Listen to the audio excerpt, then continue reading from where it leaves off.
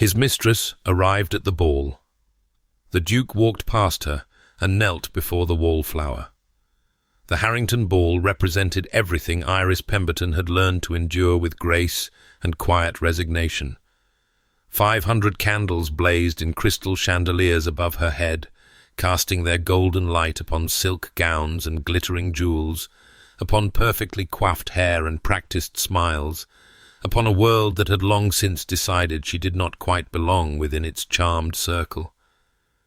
From her position beside a particularly robust arrangement of potted palms, Iris observed it all with the keen eye of one who had spent 7 seasons perfecting the art of invisibility. "You could at least remove those dreadful spectacles," her mother had hissed, before abandoning her to the palms. "How do you expect anyone to notice you when you insist on looking like a governess?"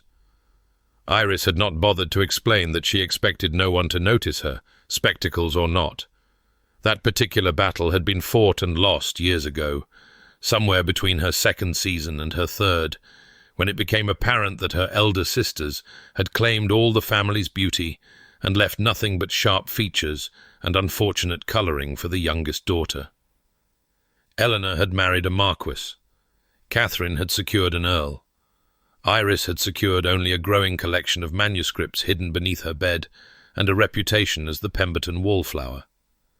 She adjusted her spectacles now, the better to observe Lady Ashworth's gown, which featured an alarming number of silk roses clustered at the bodice. The effect was less garden party than aggressive shrubbery. Iris filed the detail away for later use, already composing the sentence in her mind.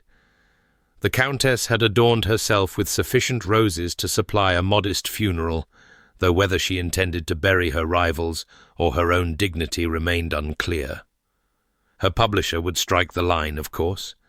Mr. Hartwell struck all her best lines, claiming that readers of Gothic romance preferred their prose less astringent. But Iris wrote them anyway, small private rebellions against a world that found her wanting. "Iris, dear, you simply must circulate."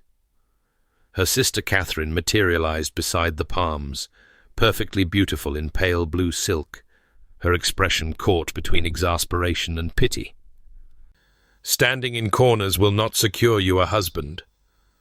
"I was not aware I was still in pursuit of one," Iris replied mildly. "I rather thought we had all agreed that particular hunt had concluded unsuccessfully." Catherine's lovely face tightened. "You are only 24. There is still time." "For what? To pretend I am something other than what I am?"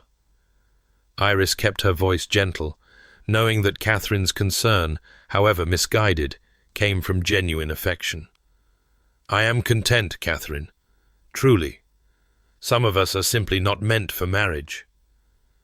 This was not entirely true. Iris was not content.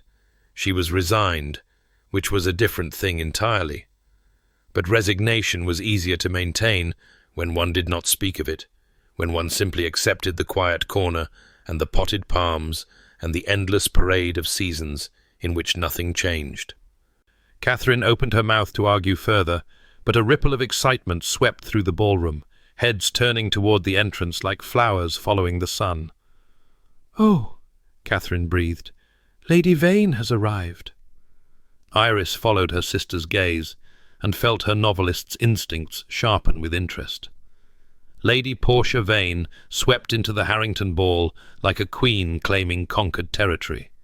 She was, Iris acknowledged objectively, extraordinarily beautiful, the kind of beauty that announced itself with trumpets, that commanded attention and brooked no competition. Her gown was midnight blue silk, cut daringly low across a magnificent bosom, and sapphires glittered at her throat and wrists.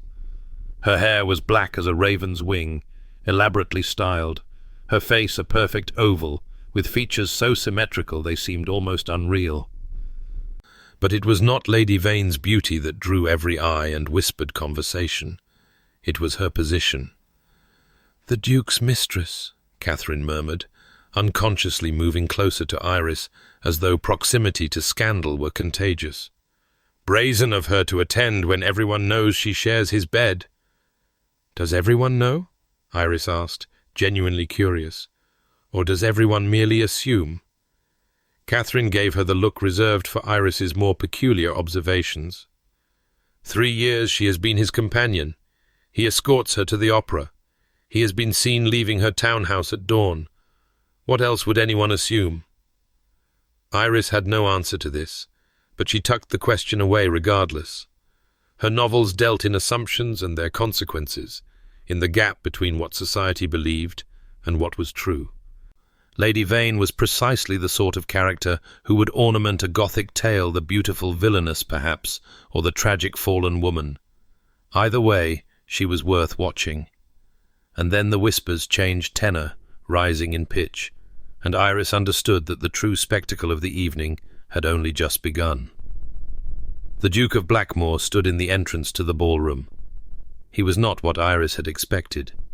She had heard him described so often, the Ice Duke, cold as a winter grave, heartless as a marble statue, that she had imagined someone colourless, someone washed pale by his own reputation. Instead, Sebastian Ashworth was vividly present, tall and commanding, his dark hair touched with silver at the temples, in a way that should have aged him, but instead lent him an air of distinction that mere youth could never match. His evening clothes were immaculate, his bearing aristocratic, but it was his face that arrested her attention. He was beautiful in the way of fallen angels, all sharp planes and dangerous shadows. High cheekbones, a jaw that spoke of stubbornness and authority, a mouth that might have been sensual had it not been set in such severe lines. And his eyes, even from across the ballroom, Iris could see that his eyes were grey, the cold grey of winter skies, and that they revealed absolutely nothing of the man behind them. Here is a man who has built walls, she thought, and dares anyone to breach them. Lady Vane was already moving toward him, her midnight silk flowing behind her like dark water, her beautiful face alight with possessive triumph. The crowd parted for her, eager witnesses to the reunion of London's most infamous couple. Iris watched with the same detached fascination she brought to all social theatre, waiting to see how the Duke would greet his mistress, what small gestures would pass between them, what secrets their interaction might reveal. But Sebastian Ashworth did not pause for Lady Vane. He did not acknowledge her presence. He walked directly past her, his gaze fixed on something across the ballroom, and Lady Vane's lovely face froze in an expression of shock that Iris suspected would fuel gossip for months. The Duke kept walking, past the dancing couples, past the clusters of matrons with their marriage-minded daughters, past the young bucks lounging with studied nonchalance, directly toward the potted palms, directly toward Iris. She had approximately 3 seconds to wonder if perhaps he sought something behind her, a door, perhaps an escape from the spectacle he had just created before the Duke of Blackmore stopped 2 feet in front of her, met her honey-brown eyes through her unfashionable spectacles, and sank to one knee on the polished marble floor. The ballroom fell utterly silent. "Miss Pemberton," the Duke said, his voice low and clear, carrying just far enough for the nearby witnesses to hear. "Would you do me the honour of the first dance?" Iris could not speak, could not move, could barely breathe. Behind the Duke, she could see 500 shocked faces. Her mother had gone white as her pearls. Catherine appeared to be mouthing something, possibly a prayer. And Lady Vane. Lady Vane looked as though she had swallowed broken glass and was too proud to spit it out. "Miss Pemberton," the Duke prompted, still kneeling, still holding her gaze. "Your answer?" "If you please." This is a dream, Iris thought wildly. A fever dream. Or perhaps I have finally succumbed to novel-writing madness and am even now being carted off to Bedlam. But her hand, operating independently of her stunned mind, extended toward him. "Yes," she heard herself say, "that is I accept." The Duke rose with fluid grace and took her gloved hand in his. His fingers were warm even through the layers of silk and kidskin, and something odd happened in Iris's chest, something fluttering and alarming that she firmly suppressed. She was not some green girl to be undone by a handsome face. There was something wrong here, something she did not understand, and she would not be distracted by grey eyes and elegant hands. He led her onto the dance floor, and the orchestra, recovering from their collective shock, struck up a waltz. "You are wondering why," he said, as he placed one hand at her waist and took her fingers in his other. "Among other things," Iris managed, grateful that her voice emerged steadier than she felt, "such as whether you are drunk, mad, or operating on some species of wager." Something flickered in those grey eyes. Surprise, perhaps, or something darker. "None of those, Miss Pemberton." "Then enlighten me, Your Grace, for I confess myself entirely at sea." They moved through the opening figures of the waltz, and Iris was dimly aware that they danced well together, that his lead was confident without being overbearing, that her body responded to his guidance as though they had practiced this very dance 100 times before. Surrounding them, other couples had joined the floor, but the attention of the entire ballroom remained fixed on the Duke and the Wallflower he had inexplicably chosen. "You are not what I expected," the Duke said. "No one expects Wallflowers. That is rather the point of us." His hand tightened almost imperceptibly at her waist. "You hide behind self-deprecation." "Why?"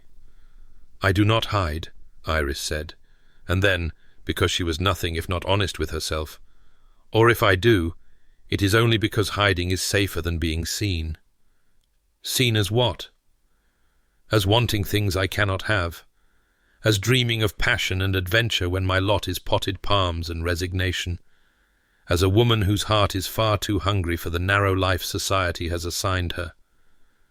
"As presumptuous," she said instead.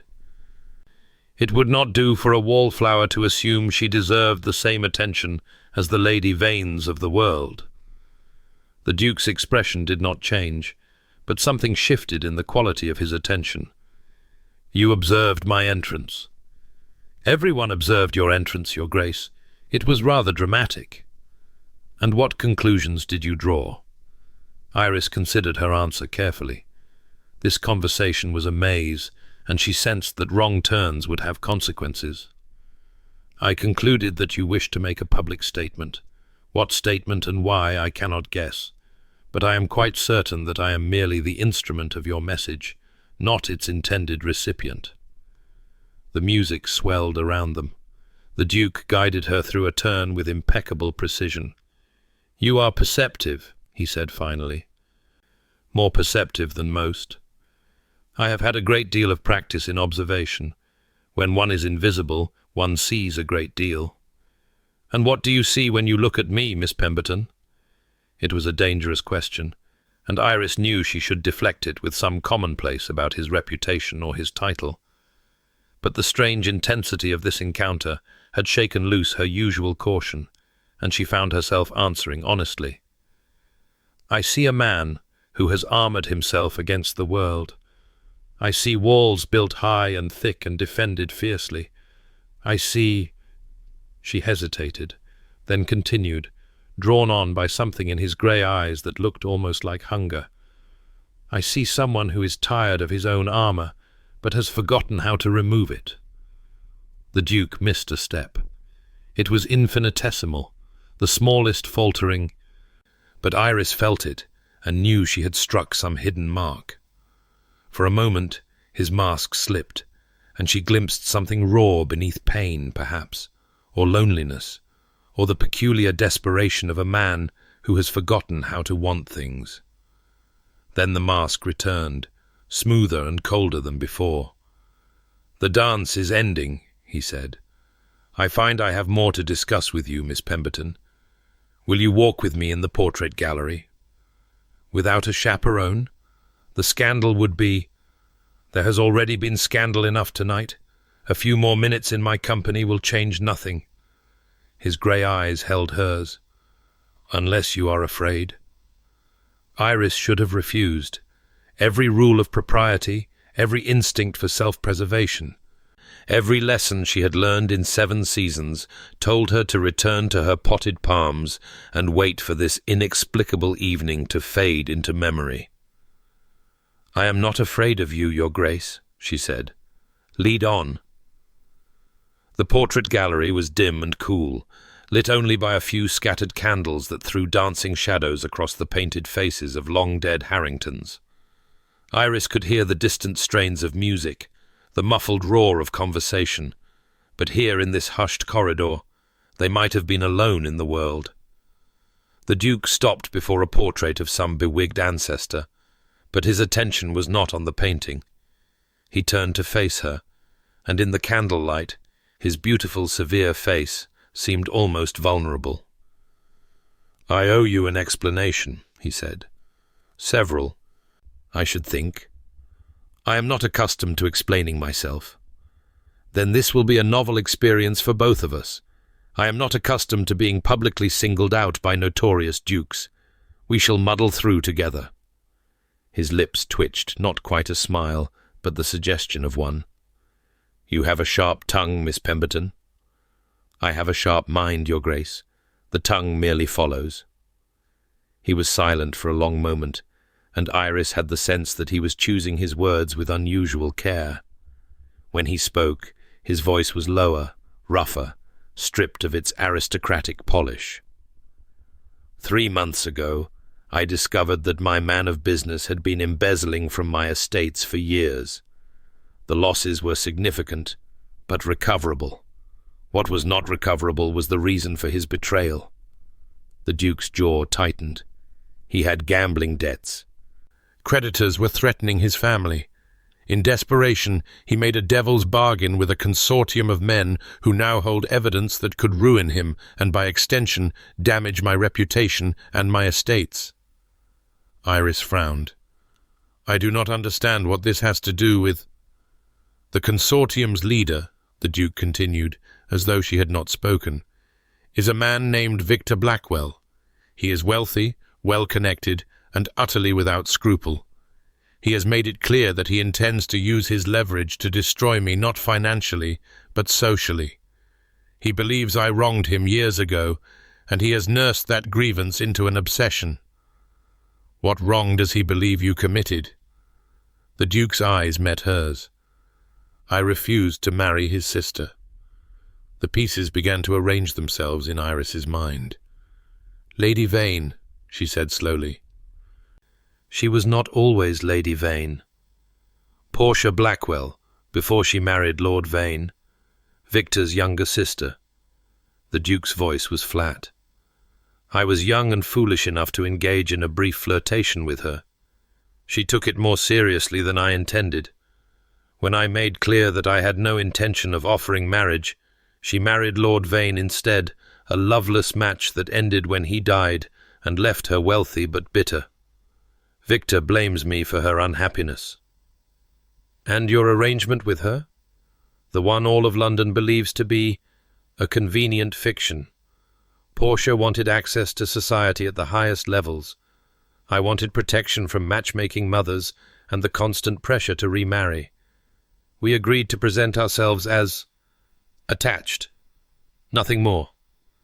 Iris absorbed this, turning it over in her mind. "But something has changed. Victor has decided that fiction is no longer sufficient. He has demanded that I actually marry Portia, make her a duchess in truth, give her the title and position she believes I owed her from the beginning." The Duke's hands clenched at his sides. "If I refuse, he will release the evidence against my man of business and manufacture additional scandals. He has the resources and the connections to make my life difficult." "And so you have decided to marry someone else instead? Someone who is not his sister?" Iris's voice was calm, but her heart was pounding. "Someone who cannot be refused once the engagement is announced. Someone whose position would be so unexpected, so dramatic, that any attempt to disrupt the match would seem like sour grapes rather than legitimate objection." "Someone invisible," Iris said quietly. Someone no one would suspect you of genuinely wanting. Someone whose sudden elevation would be attributed to whim or madness rather than strategy. The Duke did not deny it. "You chose me," Iris continued, "because I am the most unlikely candidate imaginable. Because no one will believe you actually desire me, and therefore no one will believe that removing me would solve Victor Blackwell's problem. If you had chosen a diamond of the first water, he might convince society that you were being coerced. But a wallflower? Who would bother to coerce a duke into marrying a wallflower? You understand the strategy. I understand that I am being used as a chess piece in a game I did not agree to play." Iris's voice sharpened. "You humiliated Lady Vane publicly. You singled me out from 500 guests. You knelt before me as though I were some prize you had sought, rather than a convenient shield against your enemies. Do you have any notion of what you have done to my reputation? I have made you the most talked-about woman in London. I did not wish to be talked about. I wished to be left alone with my potted palms and my—" She stopped herself before she could mention her manuscripts. "With my quiet life. You have destroyed that. I have offered you something better. You have offered me nothing. You have taken—" Iris pressed her hands together to stop them from trembling. "What happens now, Your Grace? Do you expect me to meekly agree to this charade? To play the besotted wallflower while you use me to thwart your enemies?" The Duke was silent for a long moment. When he spoke, his voice was different, softer, almost uncertain. "I am offering you marriage, Miss Pemberton. A real marriage, not a charade." Iris stared at him. "I need a wife," he continued. "Not merely the pretense of an engagement, but an actual duchess.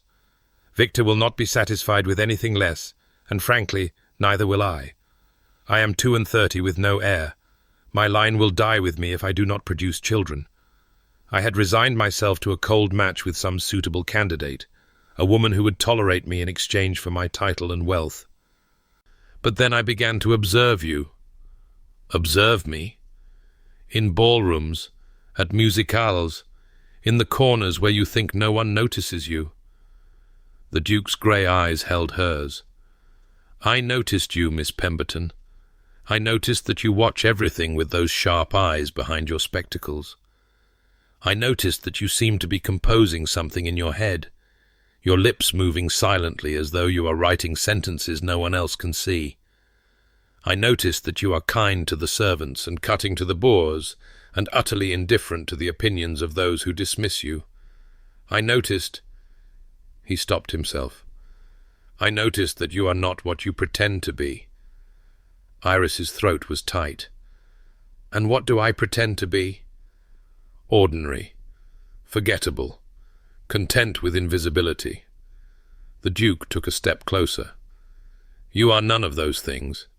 You are extraordinary, Miss Pemberton, and you are wasted on potted palms." No one had ever called her extraordinary.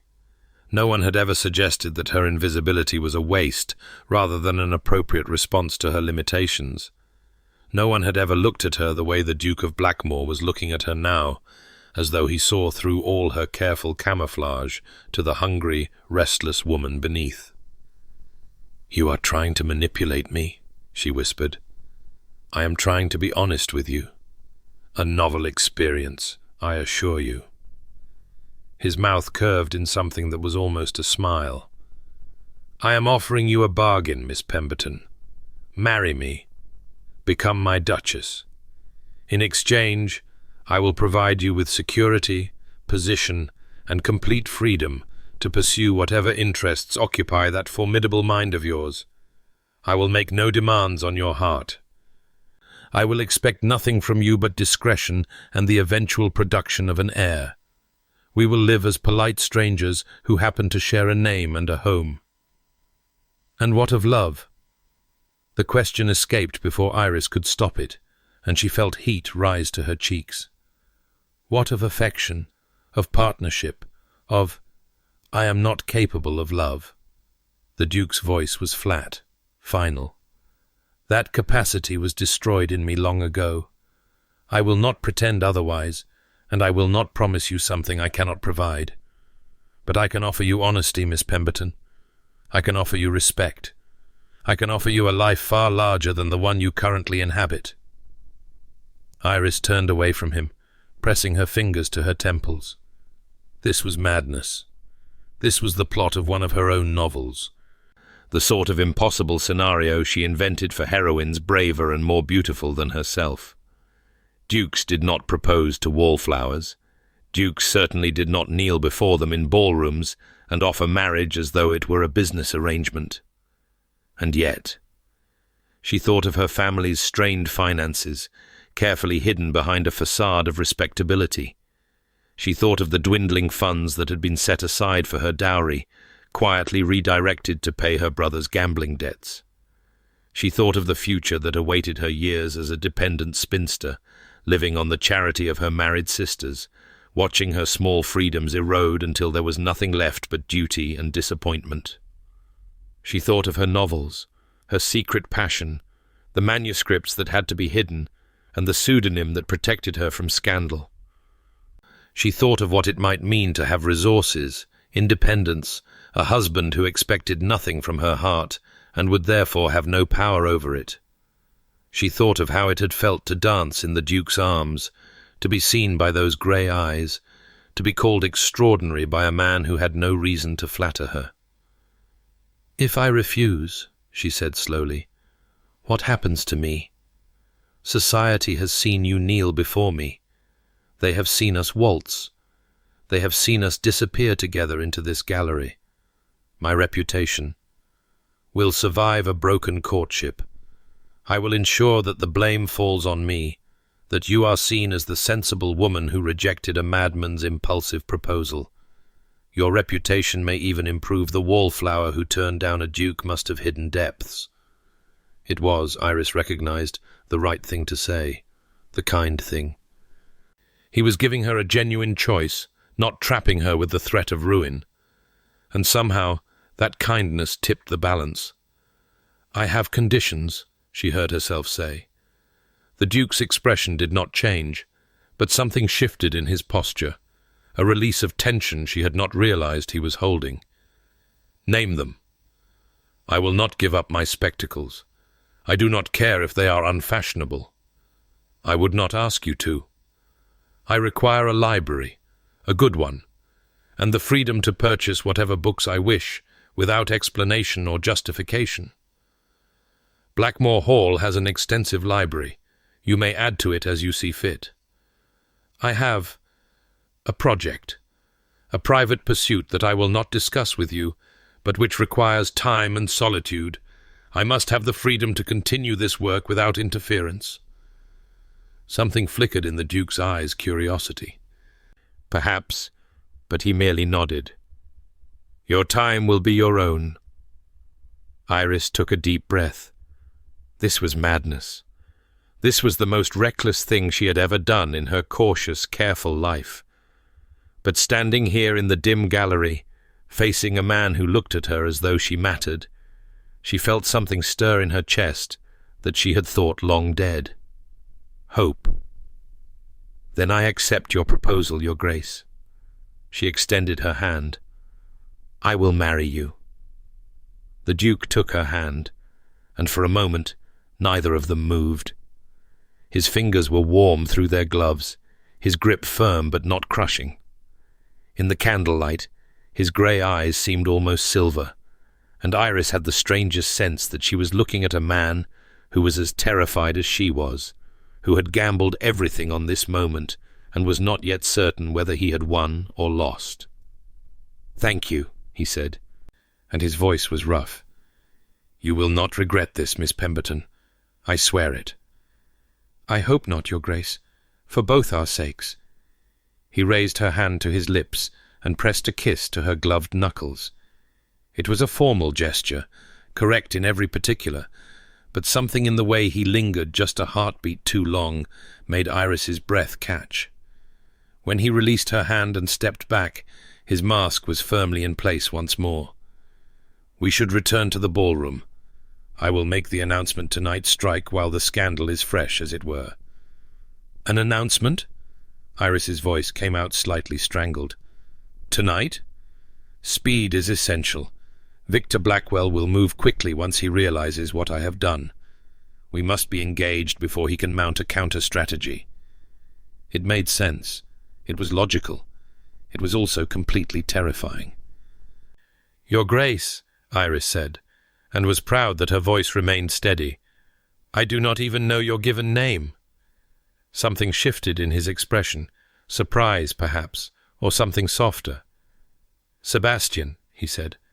"My name is Sebastian." "Sebastian." She tested the name on her tongue, feeling its weight. "And you must call me Iris." "Iris." He said it slowly, as though tasting each syllable. "It suits you. Unexpected color in a grey world." Before she could respond to this extraordinary statement, he offered his arm. "Shall we, Miss Pemberton? I believe we have a ballroom to scandalize." Iris took his arm, feeling the solid strength of him beneath the fine wool of his coat. As they walked back toward the light and noise of the ball, she had the dizzying sense that she was walking toward the edge of a cliff, and that she had just agreed to jump. The announcement, when it came, was received with precisely the shock Iris had anticipated. Sebastian had led her to the center of the ballroom, positioned her beside him with his hand covering hers in a gesture of unmistakable possession, and calmly informed 500 of London's most influential citizens that he had the honor of announcing his engagement to Miss Iris Pemberton, and that he expected congratulations. The silence lasted approximately 4 seconds. Then the whispers began a rising tide of shock, speculation and scandal that washed through the Harrington ballroom like a wave. Iris kept her chin high and her expression composed, drawing on years of practice in enduring social invisibility to survive this very different kind of attention. Her mother had fainted. Catherine was crying, whether from joy or horror. Iris could not determine. And Lady Portia Vane stood like a statue carved from ice, her beautiful face utterly blank, her sapphire eyes fixed on the Duke with an expression that promised retribution. Later, after the congratulations and the questions and the pointed looks, after Sebastian had danced with her twice more and delivered her back to her family with formal courtesy, Iris found herself alone in the Pemberton carriage, her mother and sisters having departed ahead in a flurry of hysterical planning. She removed her spectacles and pressed her fingers to her eyes, trying to make sense of the evening's events. She was engaged to the Duke of Blackmore. She was engaged to a man who had chosen her as a strategic move in a game she barely understood. She was engaged to a man who had looked at her with grey eyes that held secrets she could not fathom, who had called her extraordinary, who had kissed her hand with a tenderness that seemed at odds with his claims of emotional incapacity.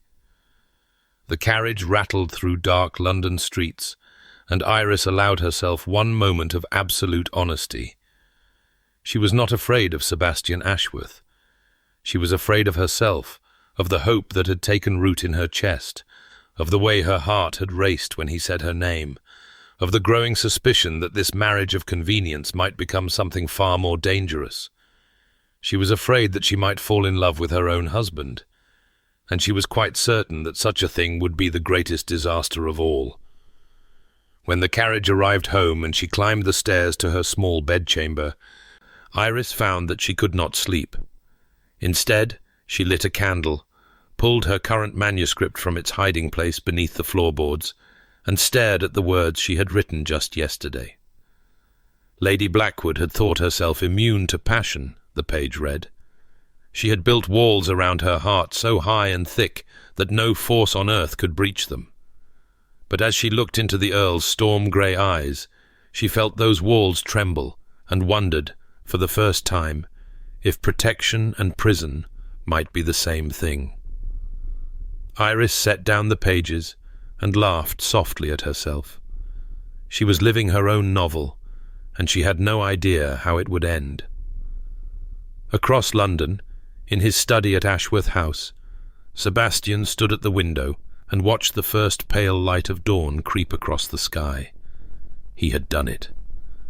He had committed himself to a path from which there was no turning back. Miss Iris Pemberton. No, Iris. He must remember to think of her as Iris, now would be his wife, his duchess, the mother of his children, the woman who would share his name and his home for the rest of their lives. She was not what he had expected.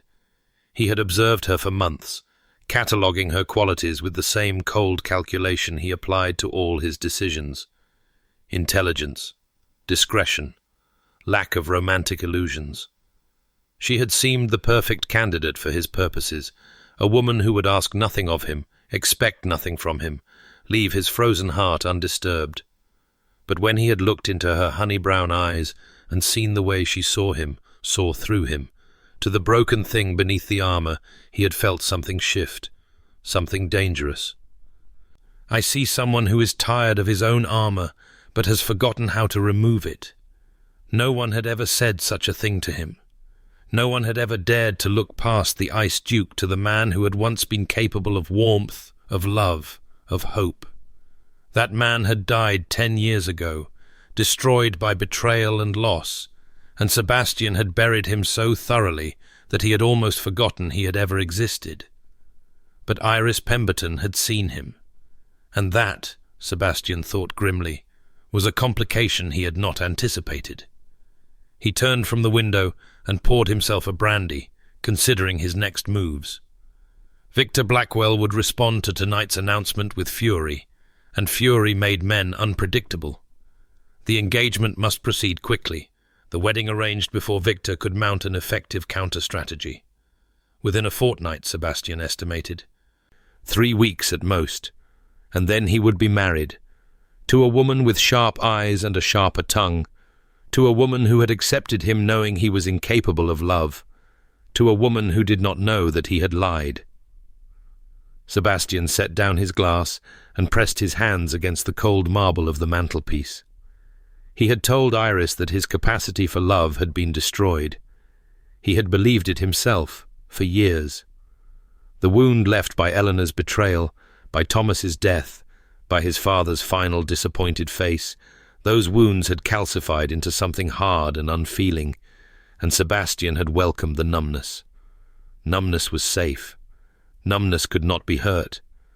But watching Iris tonight, watching her wit and courage, and the fire she kept hidden beneath her wallflower mask, Sebastian had felt something stir in that frozen place.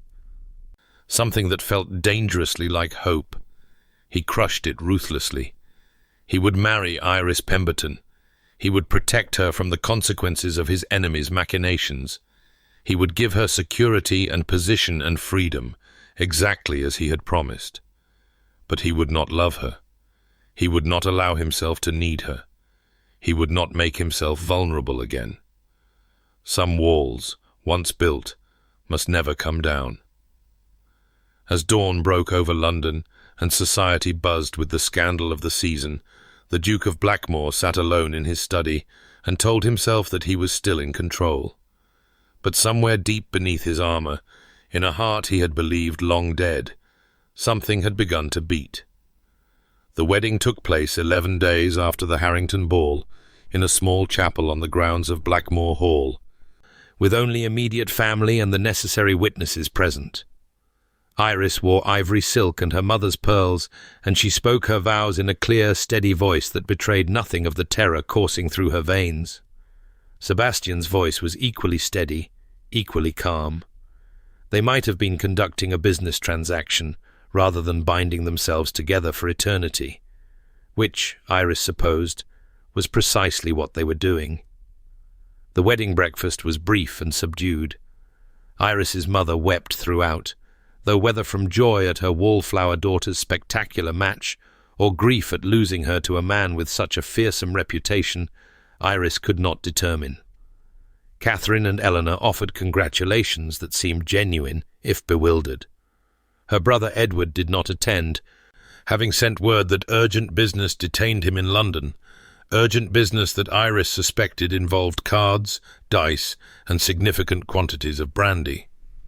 By mid-afternoon, the guests had departed, and Iris found herself alone with her husband in the great entrance hall of Blackmore Hall. Her husband. The words felt foreign, impossible. The Duke of Blackmore Sebastian stood beside her in his immaculate wedding clothes, his grey eyes unreadable, his beautiful face revealing nothing of his thoughts. They had barely spoken since the ceremony. What did one say to a stranger one had just married?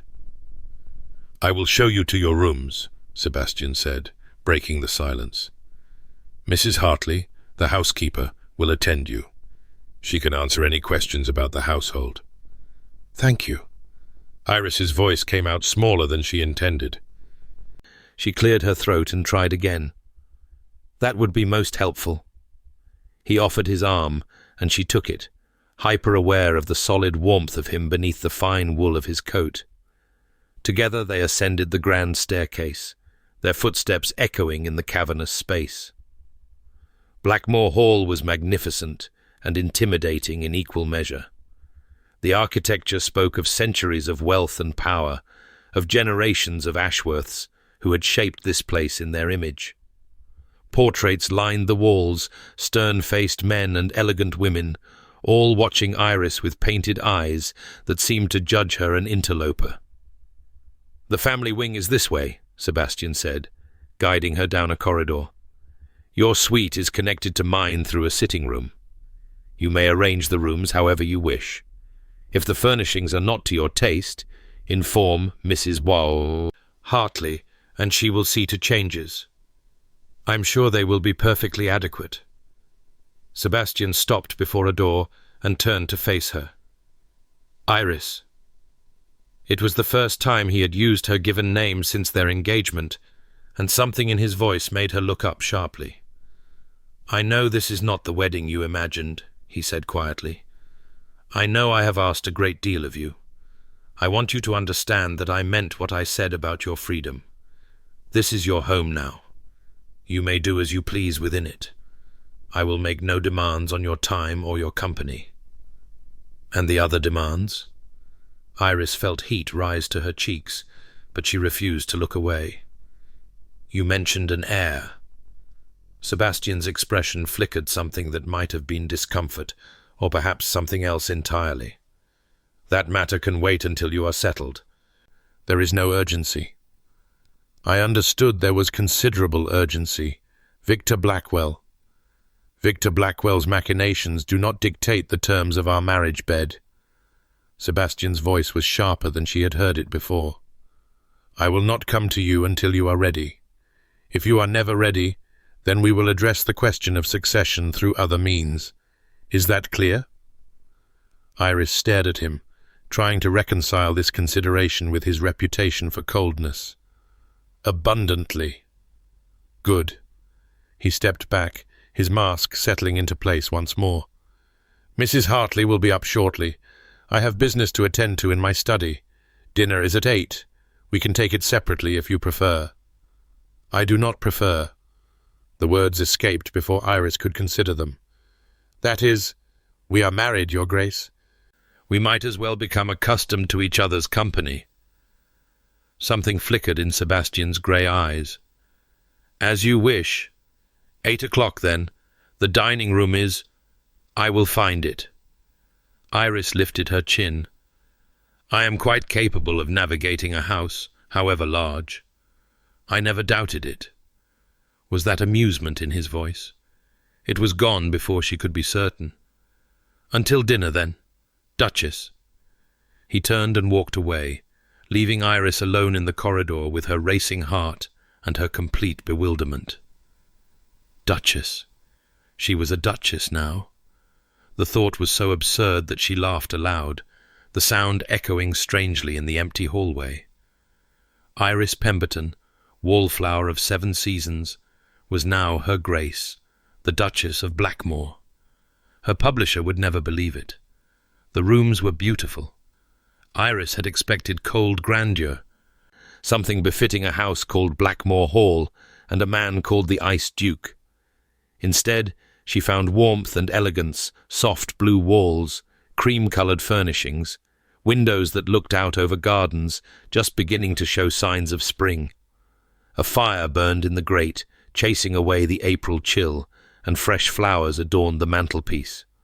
Someone had gone to considerable effort to make these rooms welcoming. Mrs. Hartley, a comfortable woman in her 50s with kind eyes and capable hands, supervised the unpacking of Iris's trunks while explaining the workings of the household. The staff was extensive but well-trained. The cook was temperamental but talented.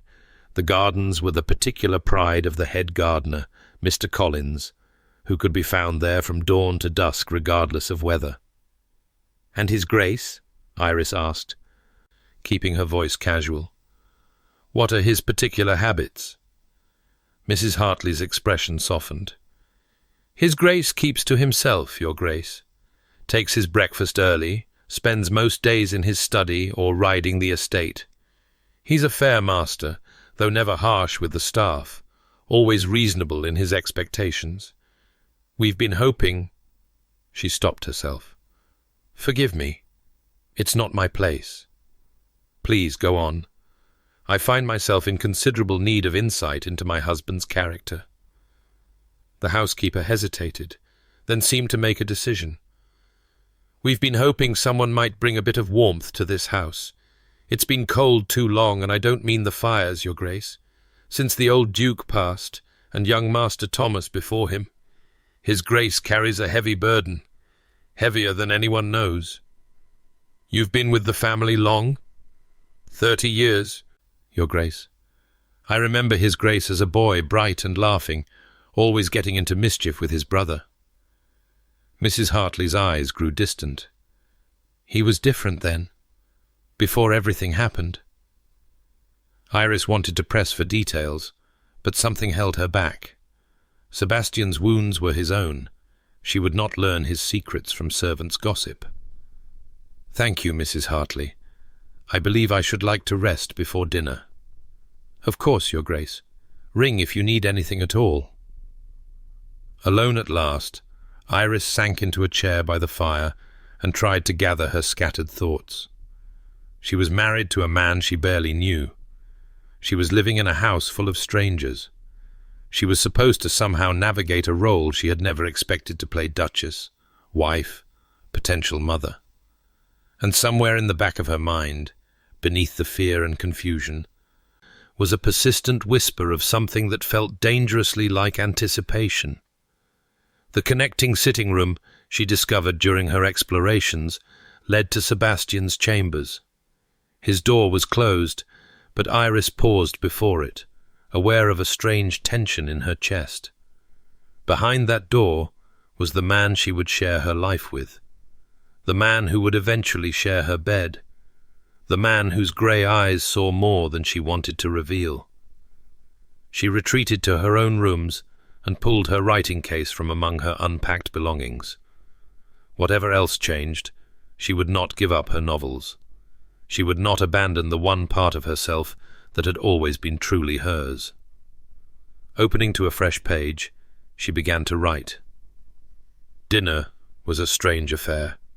The dining room was enormous, designed to seat 40 guests in comfort, and the sight of just 2 place settings at one end of the vast table struck Iris as faintly ridiculous.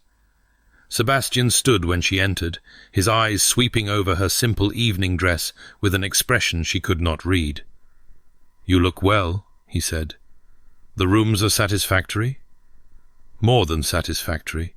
They're beautiful, actually. Thank you." He pulled out her chair himself, waving away the footman who stepped forward to assist. "The previous Duchess, my mother, decorated them. She had excellent taste. You speak of her in the past tense. She died when I was 12, a fever that swept through the county one winter." Sebastian took his own seat across from her. "My father never recovered from the loss. He loved her quite desperately." It was the most personal information he had volunteered since their engagement.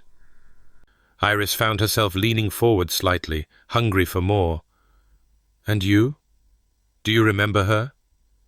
Something shifted in Sebastian's face, a softening, almost imperceptible. "I remember that she smelled of roses. that she laughed easily, that she used to read to Thomas and me before bed, doing different voices for all the characters. He paused. I remember that she made this house feel like a home. It must have been very difficult, losing her so young. Difficult. Sebastian's mouth curved in something that was not quite a smile. Yes, one might say that. Silence fell between them as the first course was served. Iris watched her husband covertly, trying to reconcile the cold reputation with the man who spoke so tenderly of his mother. There were depths here, she thought, depths he worked very hard to hide. "Tell me about your family," Sebastian said, breaking into her thoughts. "I confess I know little beyond the basics. A Viscount father, 2 elder sisters, a brother. My father died 3 years ago. My mother lives with my sister Eleanor and her husband. They are very kind to her. Catherine is married to the Earl of Westfield. They have 2 children and are disgustingly happy." Iris sipped her wine. Edward. He has expensive habits and little income. My father's estate was entailed, of course, and what little was not went to pay debts." "Your brother's debts?" Iris hesitated. Family loyalty warred with honesty, and honesty won. Among others, my father was not the most prudent manager of finances.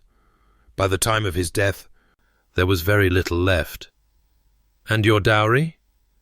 "Sufficient to prevent me from being entirely unmarriageable, but not enough to overcome my other deficiencies." Iris kept her voice light. "Red hair, spectacles, a sharp tongue, and a preference for books over ballrooms. Not exactly the makings of a diamond." Sebastian set down his fork and regarded her with disconcerting intensity.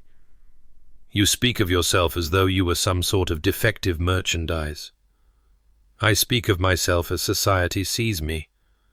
Society is composed largely of fools." Iris blinked. "I beg your pardon?" "Your hair is not red. It is the colour of autumn leaves, and it is striking. Your spectacles indicate intelligence rather than deficiency. Your sharp tongue is refreshing in a world of simpering flattery. And your preference for books suggests a mind worth knowing." Sebastian's grey eyes held hers. "Society failed to recognize your worth. That is society's failure, not yours." Iris found herself temporarily unable to speak. No one had ever spoken to her like this, as though her supposed flaws were virtues, as though she were valuable rather than merely tolerable. "You are very kind," she managed finally. "I am not kind. I am accurate." Sebastian returned his attention to his plate. "You should eat. Mrs. Crawford becomes quite distressed when her cooking goes unapproved." They finished the meal in a silence that felt somehow different from before, less awkward, more companionable. When the dessert plates were cleared, Sebastian rose and offered his arm. "Would you care to see the library? I believe it might be of interest to you." Iris's heart leapt. "Very much." The library was everything she had hoped for, and more. 3 stories of books rose around her, accessible by a system of rolling ladders and narrow gallery walkways.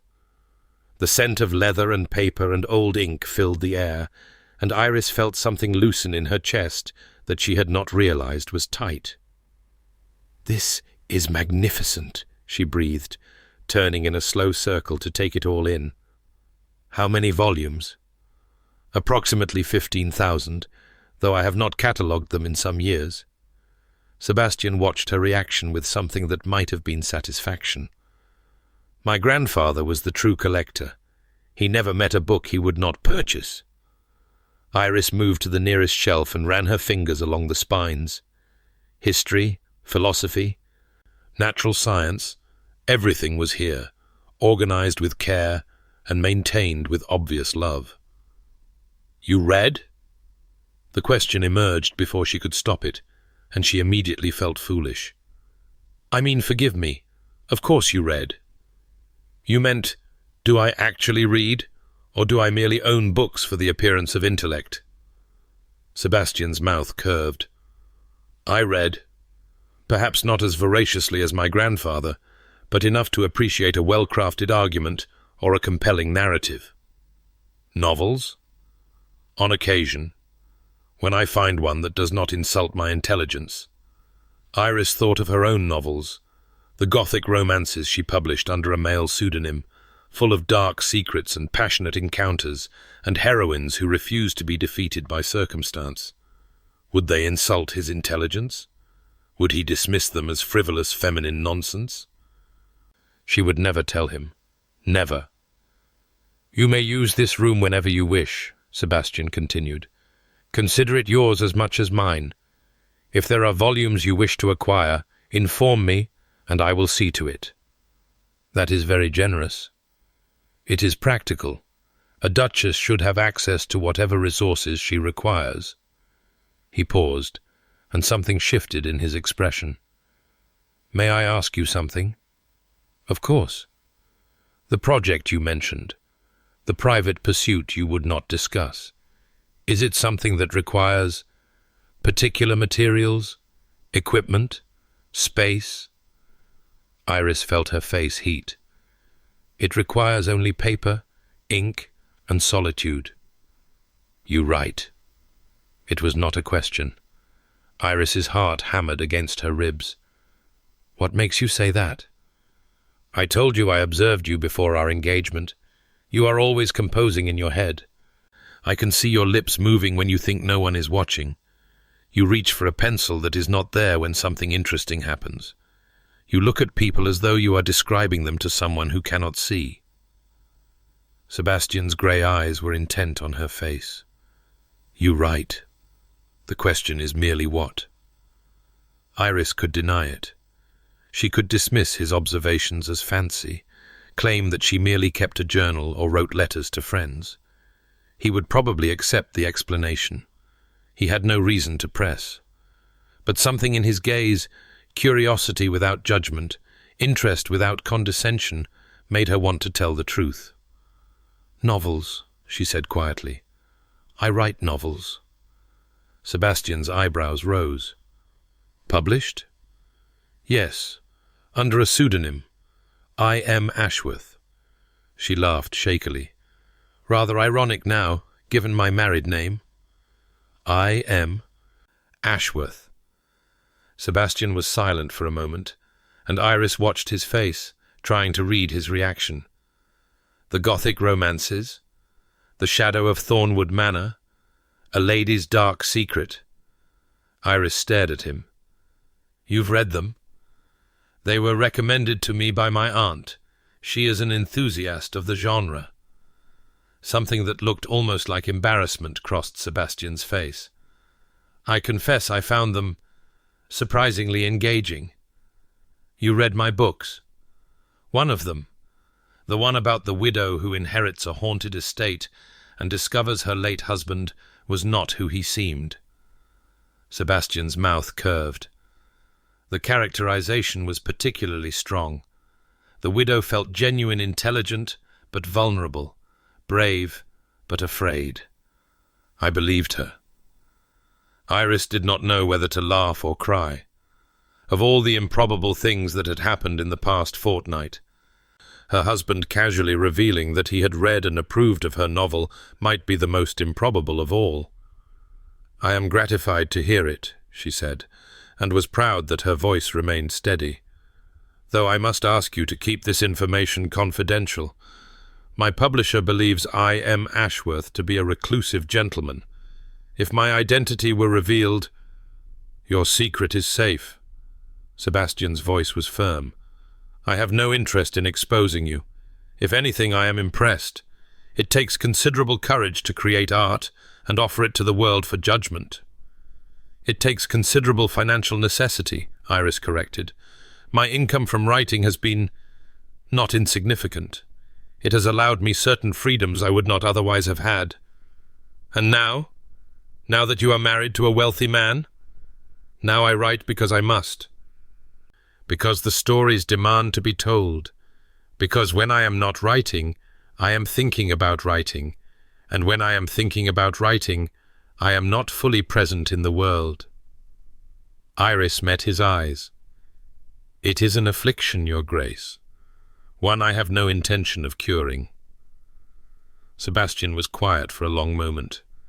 Then, "Sebastian, I beg your pardon? You called me Your Grace. I believe we are past such formality, given that we are married and standing in my library discussing your secret identity as a successful novelist." Despite everything, Iris felt her lips twitch. "Very well, Sebastian." He inclined his head. "Better. Now, shall I show you where the fiction is shelved? I believe there is an entire section devoted to Gothic romance, thanks to my aunt's influence." "That would be most welcome." They spent the next hour exploring the library together, Sebastian pointing out particular treasures, while Iris exclaimed over volumes she had only heard of and never thought to hold. It was, she realized with some surprise, the most comfortable she had felt since arriving at Blackmore Hall, perhaps even since accepting his proposal. When they finally parted at the door to her rooms, Sebastian took her hand and raised it to his lips. "Thank you for your company this evening. It was unexpectedly pleasant. Unexpected for you, or for me? Both, I suspect." His grey eyes held hers. "Good night, Iris. Sleep well." "Good night, Sebastian." She closed the door behind her and pressed her back against it, her heart racing for reasons she did not want to examine too closely. This was a marriage of convenience, a practical arrangement between two people who expected nothing from each other. She would do well to remember that. The weeks that followed established a rhythm that Iris had not anticipated. She had expected cold politeness, separate lives, two strangers sharing a roof, but nothing else. Instead, she found herself drawn into Sebastian's orbit in ways both large and small. They took breakfast together each morning, discussing the day's plans over coffee and toast. Sebastian spoke of estate business tenant disputes, crop rotations, repairs to cottages with a passion that surprised her. He cared about Blackmore, about the people who depended on him, in ways that contradicted his reputation for cold detachment. They took dinner together each evening, and those meals grew longer as the days passed. Conversation ranged from politics to philosophy to literature. They argued about the merits of various poets. Sebastian preferred the classics. Iris championed the romantics. They debated the proper role of government in alleviating poverty. They discussed her novels he had read 2 more by now, with a frankness that both thrilled and terrified her. "Your villain in the most recent one," Sebastian said over roast lamb one evening. "Lord Blackwood. He is too obviously evil from the start." "He is meant to be obviously evil. That is the point of Gothic villains. But would it not be more interesting if the reader were uncertain? If they wondered whether he might be redeemable, might have reasons for his behavior, might prove to be something other than what he seems?" Iris considered this. "You are suggesting moral ambiguity. I am suggesting complexity. Your heroines are wonderfully complex, full of contradictions and surprises. Why should your villains not receive the same treatment?" It was a fair criticism, and Iris found herself turning it over in her mind for days afterward. Sebastian had a sharp eye for story, a sophisticated understanding of character. He would have made a formidable editor. He would have made a formidable many things, she thought, if he had not locked himself away behind walls of ice. But the walls were showing cracks. She saw it in the way his eyes warmed when she made him laugh, a rare occurrence, but increasingly less rare. She saw it in the gentle manner he used with his elderly aunt, Lady Ashworth, who visited for a fortnight and immediately declared Iris exactly what the boy needs. She saw it in the hours he spent in the conservatory, tending to his orchids with a care that bordered on tenderness. Most of all, she saw it in the way he looked at her when he thought she was not watching. There was hunger in those grey eyes, longing, a need that he ruthlessly suppressed but could not entirely hide. He wanted her, and heaven help her, She wanted him too. "You should tell him," Lady Ashworth said one afternoon when she and Iris were taking tea in the morning room. "Whatever it is you're hiding, and do not insult me by denying you are hiding something, you should tell Sebastian the truth." "I don't know what you mean." The old woman's eyes, still sharp despite her 73 years, fixed on Iris with uncomfortable perception. "You spend hours alone in your rooms each day. You emerge looking satisfied but tired, as though you have been engaged in demanding work. You speak of books with a passion that suggests more than a reader's appreciation." She set down her teacup. "You are a writer, are you not?" Iris felt the blood drain from her face. "How did you—" "I am old, my dear, not stupid, and I have spent a lifetime observing people." Lady Ashworth's expression softened. "I read those novels, you know, the ones by I.M. Ashworth. Quite good, though I suspect you could do even better if you stopped censoring yourself." "You knew?" "I suspected, after Sebastian announced his engagement to a wallflower named Pemberton. I.M. Ashworth's heroines have always struck me as women who understand what it is to be overlooked." She smiled. "When I met you, my suspicions were confirmed. You have writer's eyes, my dear. You see everything." Iris did not know what to say. Her secret, so carefully guarded for years, seemed to be unravelling at an alarming rate. "Sebastian knows," she said finally. "He discovered it shortly after we married." "Good. Secrets poison marriages." Lady Ashworth reached out and took Iris's hand. "You are good for him, you know. Better than he realizes. I have not seen my nephew this present in a decade. He is engaging with life again, instead of merely enduring it. I have done nothing special. You have seen him. The real Sebastian, not the ice duke that society invented to explain what they could not understand." The old woman's grip tightened. "He loved deeply once, my nephew, and when that love was betrayed, he decided he would never love again. But the heart is not so easily controlled, whatever he might believe. He told me he was incapable of love. He told himself that, long before he told you. It was easier than facing the risk of being hurt again." Lady Ashworth released her hand and sat back. "The question is whether you will have the courage to reach him, to refuse to accept the walls he has built, to love him anyway, knowing he may never admit to loving you in return." Iris stared at her. That is not we have a practical arrangement." "Oh, my dear." Lady Ashworth's smile was sad and knowing. "You are already in love with him.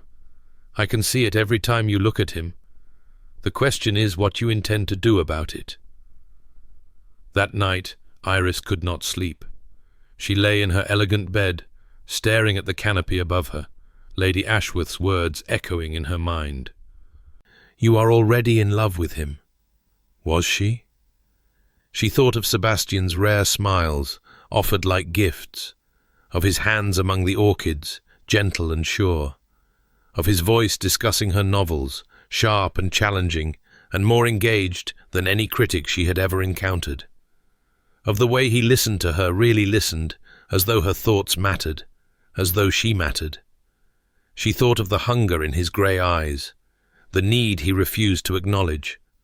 She thought of what it might feel like to be held by him, kissed by him, loved by him.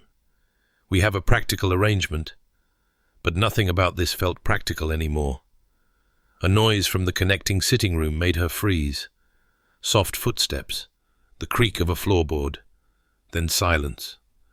Iris rose and pulled on her wrapper, moving quietly to the door. She pressed her ear against the wood, straining to hear. Nothing. She opened the door. Sebastian stood in the middle of the sitting room, dressed in a brocade dressing gown, his hair slightly dishevelled. He looked startled to see her, almost guilty. "I apologize," he said quickly. "I did not mean to disturb you.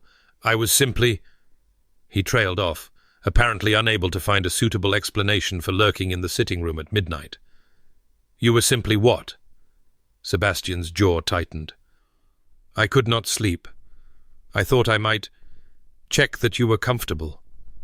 By standing outside my door in the dark? It sounds considerably less reasonable when you say it aloud." Despite herself, Iris felt her lips twitch. "Come in, then. If you are going to lurk, you might as well do so where there is adequate seating." Sebastian hesitated, clearly uncertain whether this was wise. Then he stepped through the doorway into her bedchamber. The room felt different with him in it, smaller, more charged. Iris was acutely aware that she wore only her nightgown and wrapper, that her hair hung loose down her back, that they had never been alone together in circumstances quite like these. "Your aunt believes we should consummate the marriage," she heard herself say. Sebastian went very still. She said that? Not in those precise words, but she implied that secrets poison marriages, and this particular secret, the fact that we remain essentially strangers despite sharing a name, seems relevant to her concerns. "Iris, I am not asking you to love me." Her voice was steady, but her heart was pounding so hard she was certain he must hear it. "I understand that you cannot or will not offer that. But we spoke of practicalities when we made our arrangement. An heir, a true marriage. If we are to build any kind of life together, should we not begin as we mean to go on?" Sebastian crossed the room in 3 strides. He stopped inches from her, close enough that she could feel the heat of him, could see the rapid pulse at the base of his throat. "You do not know what you are asking," he said, his voice rough. "Then tell me." "I am not—" He stopped, his hands clenching at his sides. "I have not been intimate with anyone in years. I have not wanted to be. The arrangement with Portia was never physical. It was pure convenience, nothing more. I had convinced myself that part of me was dead. And now?" His grey eyes burned into hers. "Now I find myself thinking of you constantly. Your voice, your laugh. The way you look at me, as though you see past everything I have built to protect myself. I lie awake at night wanting things I had sworn I would never want again, and I do not know what to do with that wanting." "Perhaps," Iris said softly, "you could start by kissing me." For a long moment, Sebastian did not move. Iris could see the war playing out behind his eyes, desire battling caution, need wrestling with fear. Then his hands came up to cup her face, and his mouth descended on hers. The kiss was gentle at first, almost questioning, as though he expected her to push him away. When she did not, when she leaned into him instead, her hands finding his shoulders, her body pressing against the solid warmth of his, something shifted. The kiss deepened, grew hungry, and Iris felt herself drowning in sensations she had only ever imagined. His hands tangled in her hair. His body pressed her backward until she felt the edge of the bed against her legs. His mouth left hers to trace a burning path along her jaw, her throat, the sensitive place where her neck met her shoulder. "Iris." Her name was a groan against her skin. "Tell me to stop. Tell me this is too fast, too soon. Don't stop." She pulled him closer, her fingers gripping the silk of his dressing gown. "Sebastian, please don't stop." He lifted his head, his grey eyes searching hers. Whatever he saw there seemed to decide him. "Then God help us both," he murmured, and lowered her to the bed. Afterward, they lay tangled together in the moonlight, Iris's head on Sebastian's chest, his fingers tracing idle patterns on her bare shoulder. "I did not expect that," he said quietly. "Which part? Any of it?" His hand stilled on her skin. "I told you I was incapable of love. I believed it. But what I feel when I am with you—" He trailed off, seeming to search for words. "It does not feel like incapacity." Iris propped herself up on one elbow to look at him. In the silver light, His features were softer. The harsh planes of his face relaxed in a way she had never seen. He looked younger, more vulnerable. "What does it feel like?" "Like terror," he said honestly. "Like standing at the edge of a cliff, knowing that if I jump, I will either fly or fall to my death, and having no way to predict which. That is hardly a romantic declaration. I am not a romantic man."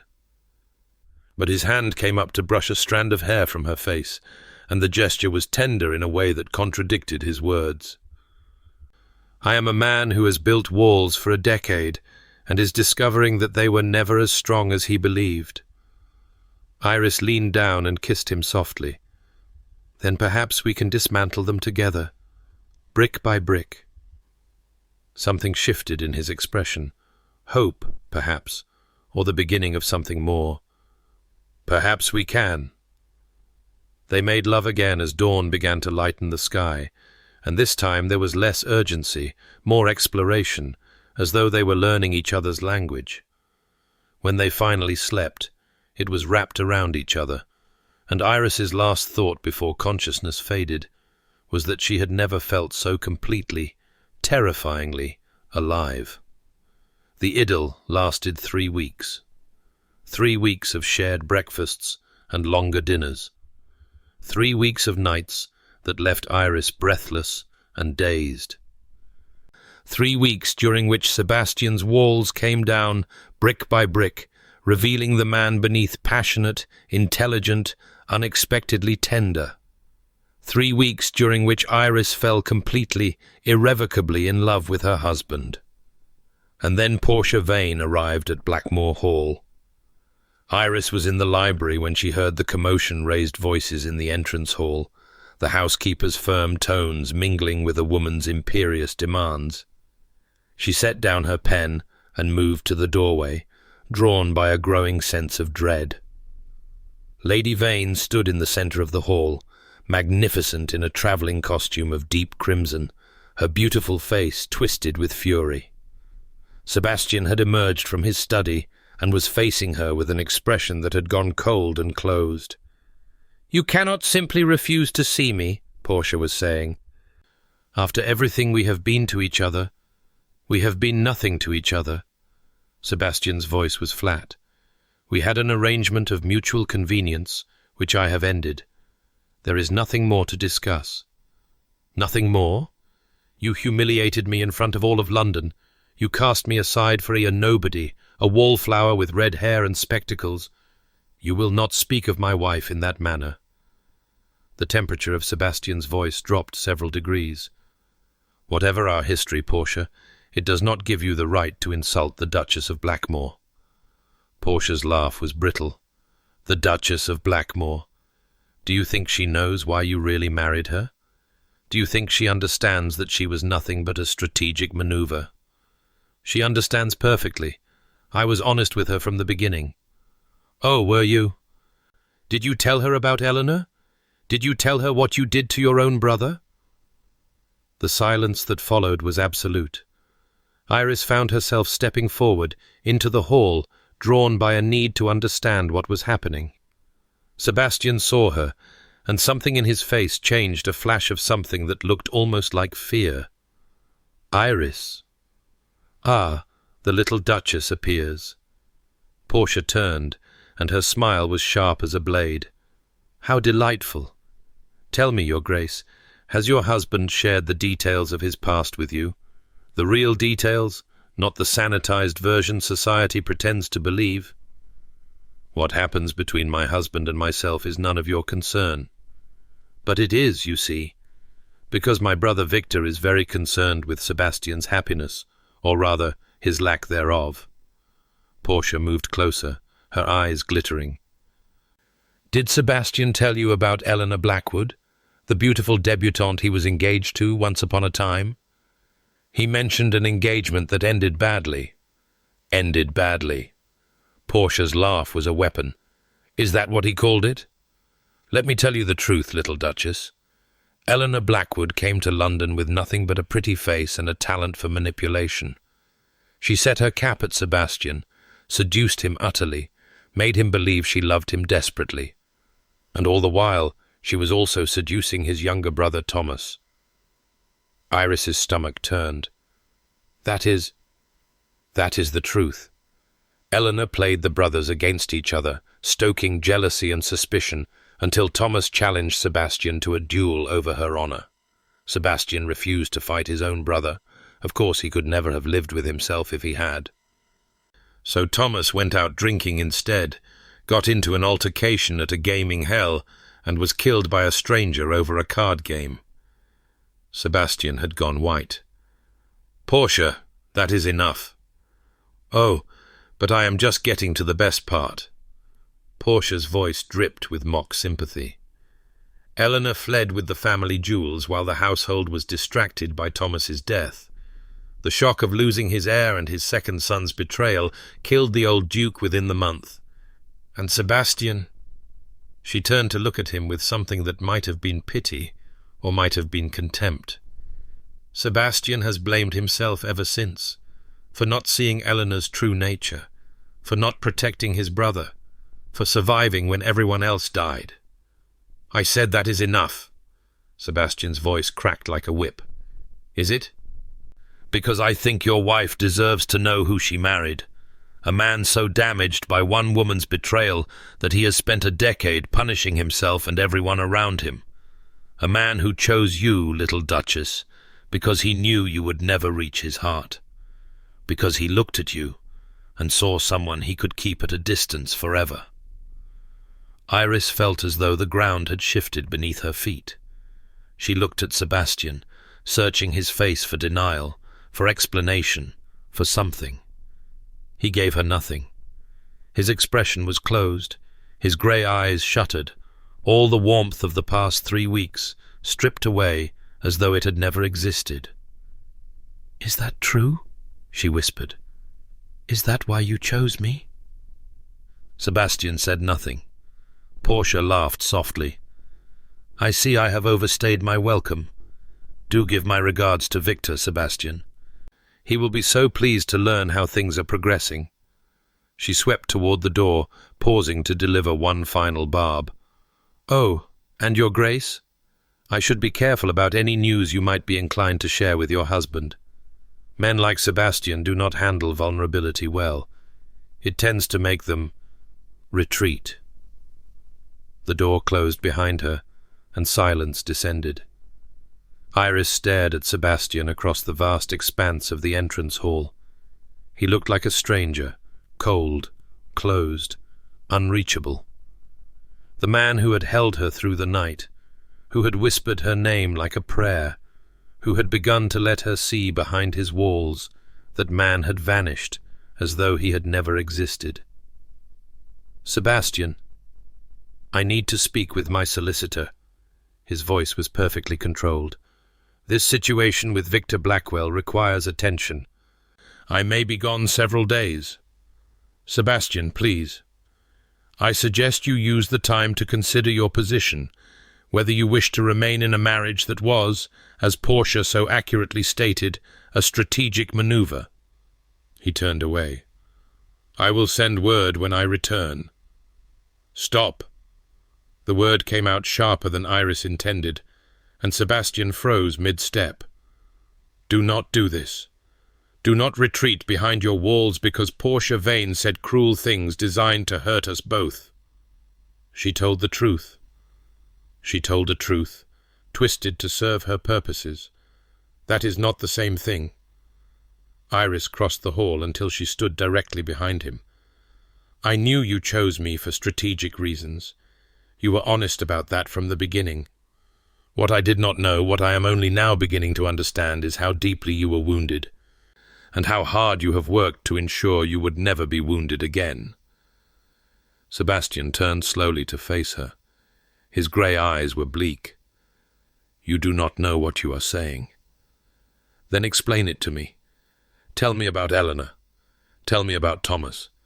Tell me what happened to make you believe you were incapable of love." "It does not matter. It matters to me." Iris reached out and took his hand, feeling the tension in his fingers, the way he was poised to pull away. I am your wife, Sebastian. Whatever you are running from, you do not have to run alone. For a moment, just a moment, she saw something crack in his expression. Pain, longing, desperate hope. Then the walls slammed back into place. You should not have married me. His voice was rough. I tried to tell you, I tried to warn you. Warn me of what? That I destroy everything I touch. He pulled his hand free. Eleanor saw something in me that was worth having, and I failed to protect her from my brother's jealousy. Thomas loved me, and I failed to save him from his own recklessness. My father trusted me to hold the family together, and I watched it shatter around me. His jaw clenched. I told you I was incapable of love. What I should have said was that I am incapable of loving without destroying. That is not true. It is true. Sebastian's voice rose. It has always been true. And these past weeks letting myself believe that perhaps this time might be different, that was the greatest cruelty of all. Not to you, but to myself. Iris felt tears prick her eyes, but she refused to let them fall. You are a fool, Sebastian Ashworth. He blinked. I beg your pardon? A fool. You have convinced yourself that love is dangerous because you were betrayed by a manipulative woman who never deserved you. You have spent a decade punishing yourself for failures that were never your fault. And now, when something real is finally within your grasp, you are running away because running is easier than risking. You do not understand. I understand perfectly. Iris's voice was steady now, fierce. I understand that you are terrified. I understand that letting yourself love me feels like standing at the edge of a cliff. I understand that every instinct you have is screaming at you to retreat, to protect yourself, to rebuild the walls I have spent weeks helping you dismantle. She stepped closer, holding his gaze. What I do not understand, what I refuse to accept, is the idea that you are incapable of love. Because I have felt you love me, Sebastian. In the way you touch me, in the way you listen when I speak, in the way you look at me when you think I cannot see. You love me already. You are simply too afraid to admit it. Sebastian stared at her, as though she had struck him. Tell me I am wrong, Iris said quietly. Look me in the eye, and tell me you feel nothing for me. Tell me these past weeks meant nothing. Tell me I am just a strategic maneuver, a convenient duchess, a means to an end. If you can say that honestly, I will never speak of this again. The silence stretched between them, taut as a bowstring. Sebastian opened his mouth, closed it, tried again. I cannot, he said finally, and his voice broke on the words. God help me, Iris. I cannot. Then stop running. She reached for him again, and this time he did not pull away. Stay. Fight. Let me love you, even if you cannot say the words back. I am not Eleanor, Sebastian. I will not betray you. I will not break you. I am asking only for a chance to prove that love does not have to mean destruction. For a long moment he said nothing. Then his arms came around her, crushing her against him, and his face buried in her hair. I do not deserve you, he whispered. Let me be the judge of that. They stood there in the entrance hall, holding each other as the afternoon light slanted through the windows. It was not a resolution. It was not a promise of happily ever after. But it was something, a beginning, a choice to stay rather than flee. And for now, Iris thought, that was enough. But 3 days later, everything shattered. It began with a letter. Iris was in the library, working on her latest manuscript, when the footman brought the post.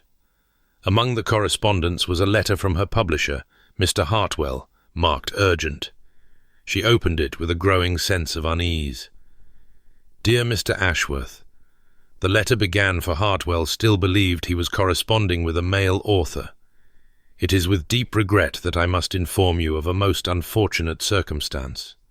Through an error in our offices, your identity has been inadvertently revealed to a member of the press.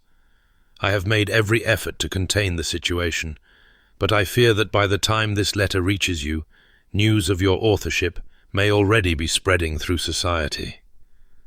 Iris read the letter 3 times, her hands growing steadily colder with each reading. Her secret was out.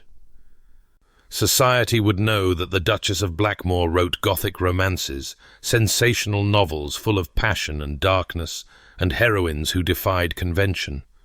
The scandal would be enormous, the gossip merciless. She found Sebastian in his study, staring out the window at the rain that had begun to fall. When she entered, he turned, and his expression shifted when he saw her face. "What has happened?" Wordlessly, she handed him the letter. She watched him read it, watched his face change, waited for the storm that must surely follow the anger, the recrimination, the demand to know why she had kept such a dangerous secret. Instead, Sebastian set down the letter and looked at her with something she did not expect. Concern. "Are you all right?" "I what?" "The exposure of your work, the potential scandal.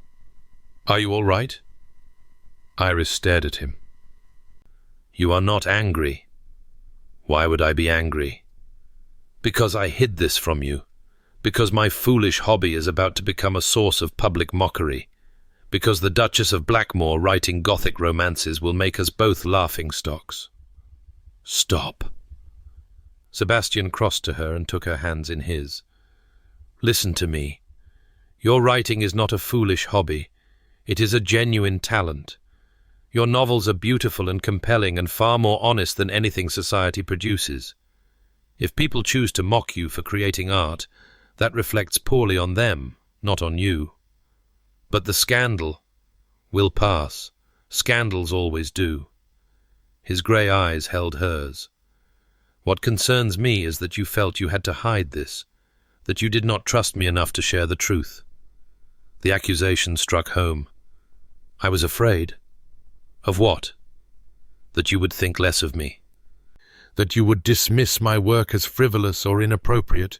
That you would—" She stopped, struggling to articulate fears she had never fully examined. "I have hidden my writing for so long.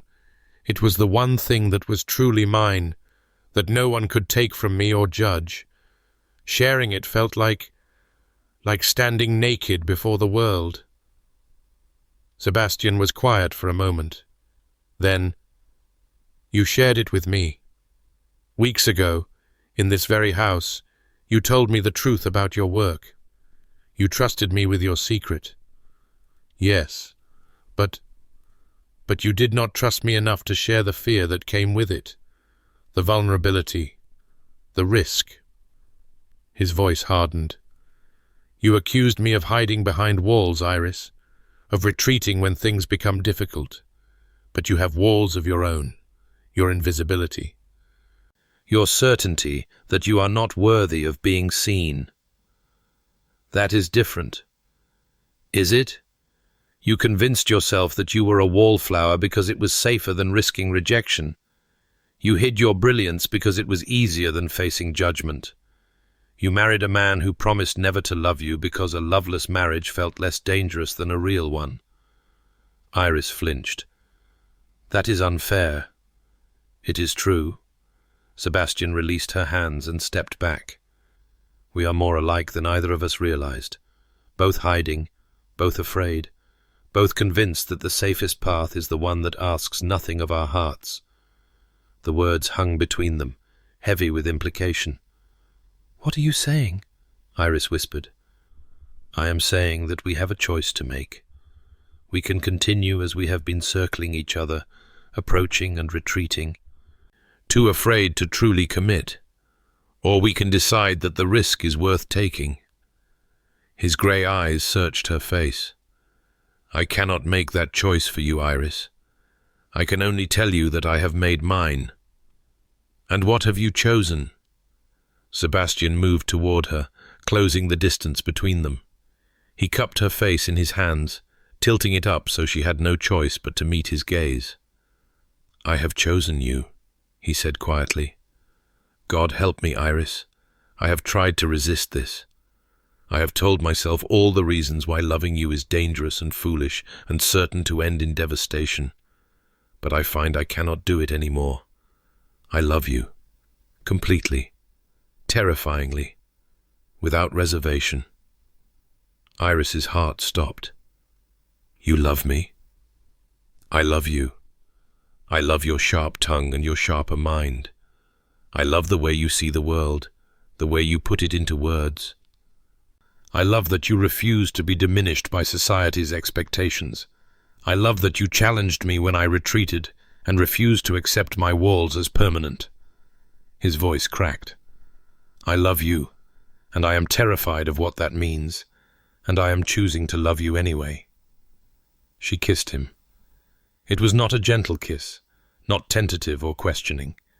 It was fierce and desperate, all the fear and hope and longing of the past weeks pouring out in a single moment. Sebastian's arms came around her, lifting her off her feet, and she wrapped herself around him as though she might never let go. "I love you too," she gasped against his mouth. "I love you, Sebastian. I have loved you for weeks. I was just too afraid to say it." "Then we are both fools." He kissed her again, deeper, more thorough. "Perfect fools who deserve each other." "Perfect fools," she agreed, laughing and crying at once. "Yes, exactly that." They stayed there for a long time, wrapped around each other in his study, while the rain fell outside. And Iris thought that perhaps, just perhaps, the cliff was not as frightening as she had believed. Perhaps falling was not the same as flying. Perhaps love, despite all evidence to the contrary, might actually be worth the risk. And then she remembered the letter. Sebastian. She pulled back slightly. My identity. The scandal. What do we do? His expression shifted, turning thoughtful. We embrace it. I beg your pardon? Your writing is nothing to be ashamed of. If society wishes to make it a scandal, we will make it a triumph instead. A small smile curved his lips. I believe we should host a salon. Invite the literary set. Celebrate your work openly and dare anyone to suggest there is anything improper about a duchess with a talent for Gothic romance. Iris stared at him. You cannot be serious. I am entirely serious. Let them whisper if they wish. Let them mock and gossip and speculate. At the end of the day, you will still be the Duchess of Blackmore, and I will still be the man who loves you beyond reason, and your novels will still be brilliant. What else matters? The scandal could damage your reputation. My reputation was damaged a decade ago and has been frozen ever since. A little thaw might do it good. He kissed her forehead. Trust me, Iris. Let me do this for you. Let me show the world who you really are. She thought of all the years she had spent hiding. All the times she had convinced herself that invisibility was safety, that being overlooked was the same as being protected. She thought of what it might feel like to be seen, truly seen, not just by Sebastian, but by everyone. All right, she said quietly. Let us do it. Let us scandalize society together.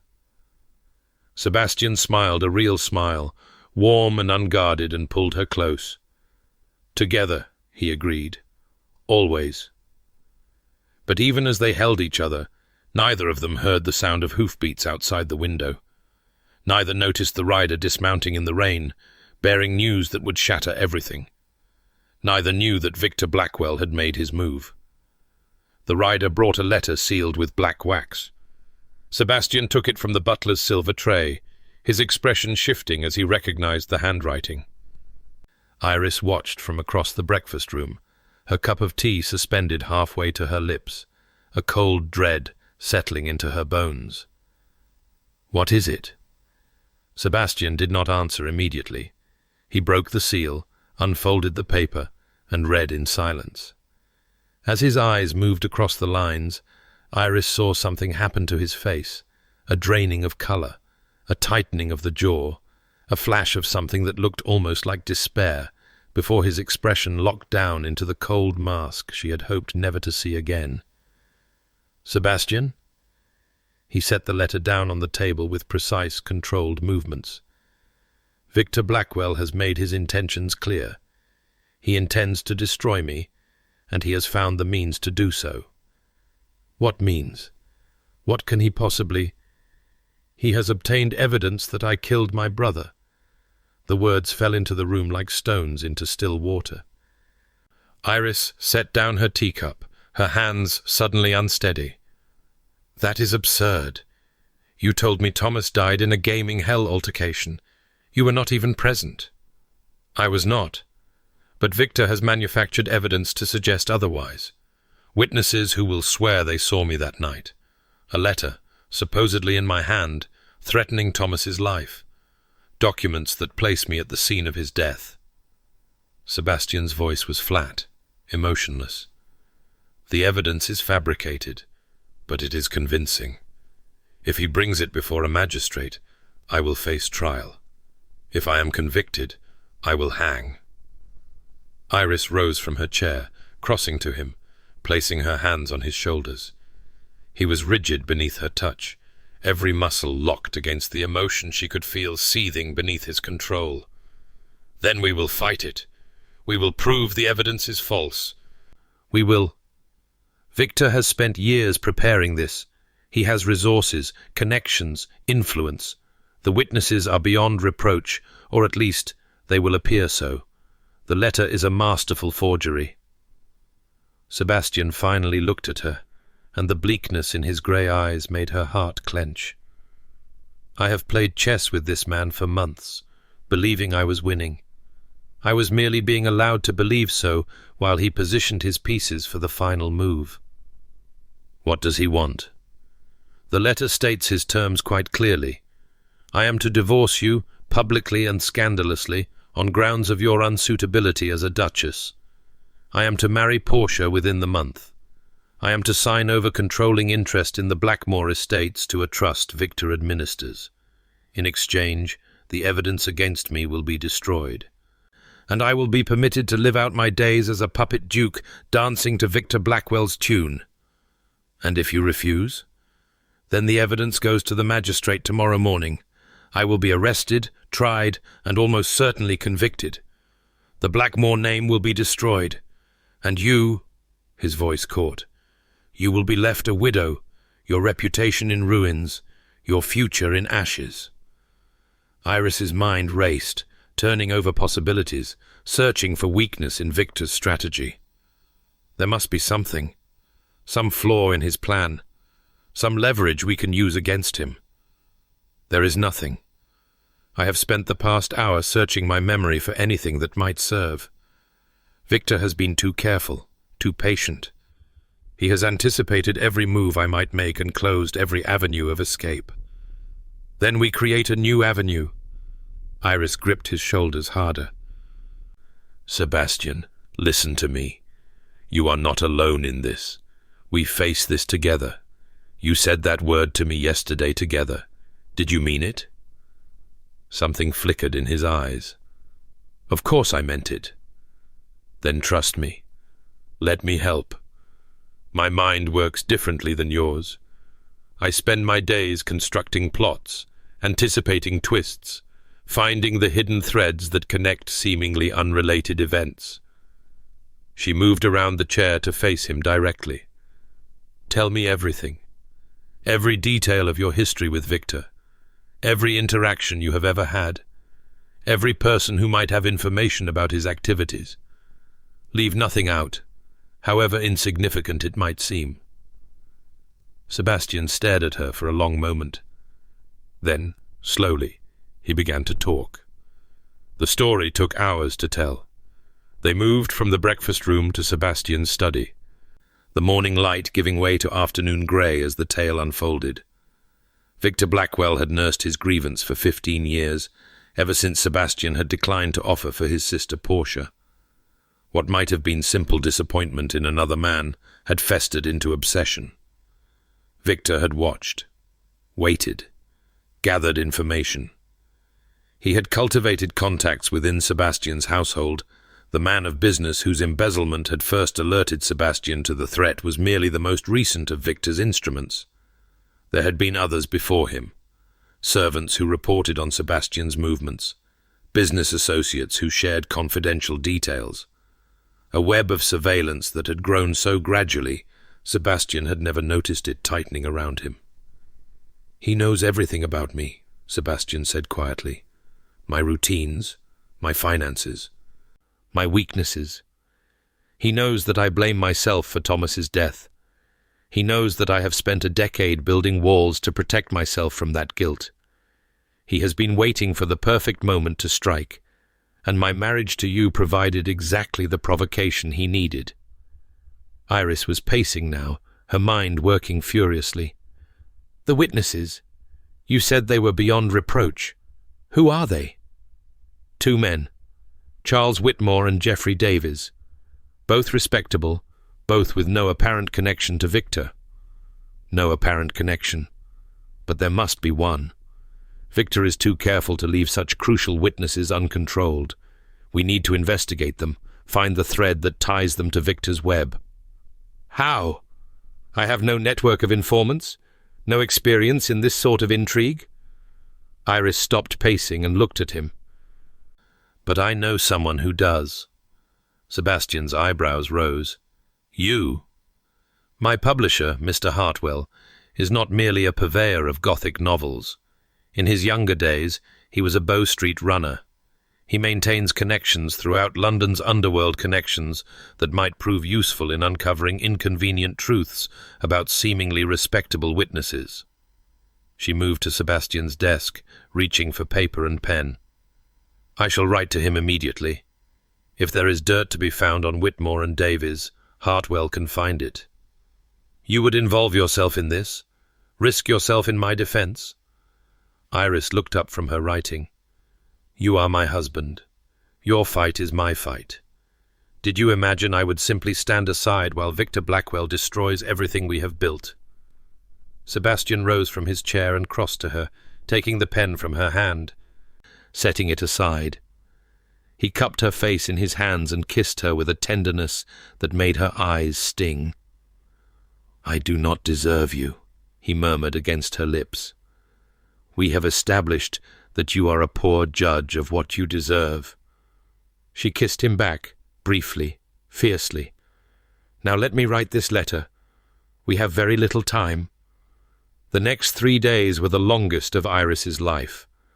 Hartwell's response came with gratifying speed. The old runner had not lost his taste for investigation, and the challenge of uncovering a conspiracy among the respectable classes clearly appealed to him. He promised information within 48 hours and delivered in 36. What he found changed everything. Charles Whitmore, the first witness, had a gambling habit that had accumulated debts far beyond his means to pay. Those debts had been mysteriously discharged 6 months ago, around the time Victor Blackwell had acquired a majority stake in the club where Whitmore most frequently lost his money. Geoffrey Davies, the second witness, had a sister who had been caught in a compromising situation with a married man. The scandal should have destroyed the family. Instead, it had been quietly suppressed, and the married man in question was a known associate of Victor Blackwell. Both witnesses were compromised. Both could be pressured. Both might, under the right circumstances, be persuaded to recant their testimony. But the most damning information concerned the letter itself. Hartwell had connections among London's forgers. One did not spend years pursuing criminals without developing sources in the criminal world, and one of those connections had been approached months ago to create a document in Sebastian Ashworth's hand.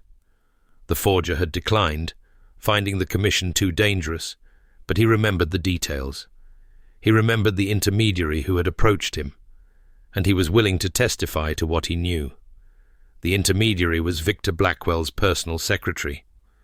"We have him," Iris said, spreading Hartwell's report across Sebastian's desk. Not just enough to cast doubt on his evidence, enough to expose the entire conspiracy. If we can get these witnesses to testify, if we can bring the forger forward, Victor Blackwell will be the one facing charges, not you. Sebastian studied the documents, his expression shifting from disbelief to hope to something that looked almost like awe. How did you in 3 days? I told you, my mind works differently, and I have resources you did not think to use. Iris allowed herself a small smile. Never underestimate a novelist, Sebastian. We spend our lives understanding how people work, what motivates them, where their weaknesses lie. Victor Blackwell may have been plotting for years, but he made the mistake of believing that his enemies would play by conventional rules. And you do not play by conventional rules. I write Gothic novels, my love. I specialize in turning conventional expectations on their heads. Sebastian pulled her into his arms, holding her tightly against him. I love you, he said, his voice rough. I love you more than I have words to express. You have saved me, Iris. In every way it is possible to save a person. We are not saved yet. She pulled back enough to meet his eyes. We have evidence, but we still need to act. Victor expects you to capitulate by the end of the week. He does not know that we have uncovered his plot. We need to use that advantage. What do you propose? Iris smiled, and it was not a gentle smile. It was the smile of a woman who had spent years creating villains and knew exactly how to defeat them. I propose, she said, that we give Victor Blackwell exactly what he expects until we do not. The confrontation took place at Victor Blackwell's London townhouse 3 days later. Sebastian had sent word that he wished to discuss terms, that he was prepared to accept Victor's conditions in order to protect his family and his name. Victor, confident in his victory, had agreed to a private meeting. He had not expected Sebastian to bring his wife. What is she doing here? Victor demanded as they were shown into his study. He was a handsome man, in a cold way, sharp features, calculating eyes, the kind of presence that commanded attention without inspiring warmth. Iris could see the family resemblance to Portia in his dark hair and elegant bearing. The Duchess wished to be present for the negotiations, Sebastian said smoothly. As the terms affect her so directly, I thought it only fair. The terms require that she be divorced and publicly disgraced. I cannot imagine she welcomes that outcome. The Duchess has opinions on many subjects. Sebastian took a seat without being invited, the gesture deliberately provocative. I find her perspective often illuminating. Iris remained standing, positioning herself near the window where the light was strongest. She wanted Victor to see her clearly, wanted him to underestimate her, as so many had done before. Let us be direct, Victor said, settling behind his desk with the air of a man accustomed to controlling every situation. You have received my terms. Do you accept them? I have questions first, clarifications to ensure I understand exactly what you require. Very well. Ask. Sebastian proceeded to enumerate the terms in tedious detail, asking for specifics on each point, drawing out the conversation while Victor's impatience grew. Iris watched the older man carefully, noting the way his fingers drummed against the desk, the slight tension in his shoulders. He was eager to conclude this, eager to claim his victory, which meant he was not thinking as clearly as he should. One final question, Sebastian said, when Victor's patience was clearly wearing thin. The witnesses you intend to produce, Charles Whitmore and Geoffrey Davies, can you guarantee their testimony will hold up under examination? Something flickered in Victor's eyes, the first hint of unease. Their testimony is solid. They will say exactly what is required of them. Will they? Even when confronted with evidence of how their cooperation was obtained? Whitmore's gambling debts, for instance. Davies's sister's scandal. Sebastian's voice was mild, almost conversational. One might argue that witnesses so obviously compromised could hardly be considered reliable. The colour drained from Victor's face. How did you— And then there is the matter of the letter itself, the one supposedly written in my hand, threatening my brother's life. Sebastian reached into his coat and produced a folded document. I have here a sworn statement from a forger, a specialist in document fabrication, who was approached to create that letter. He declined the commission, but he remembers the intermediary quite clearly. Your personal secretary, I believe? A Mr. Thomas Crane? Victor rose from his chair, his composure finally cracking. This is you cannot— I can, and I have.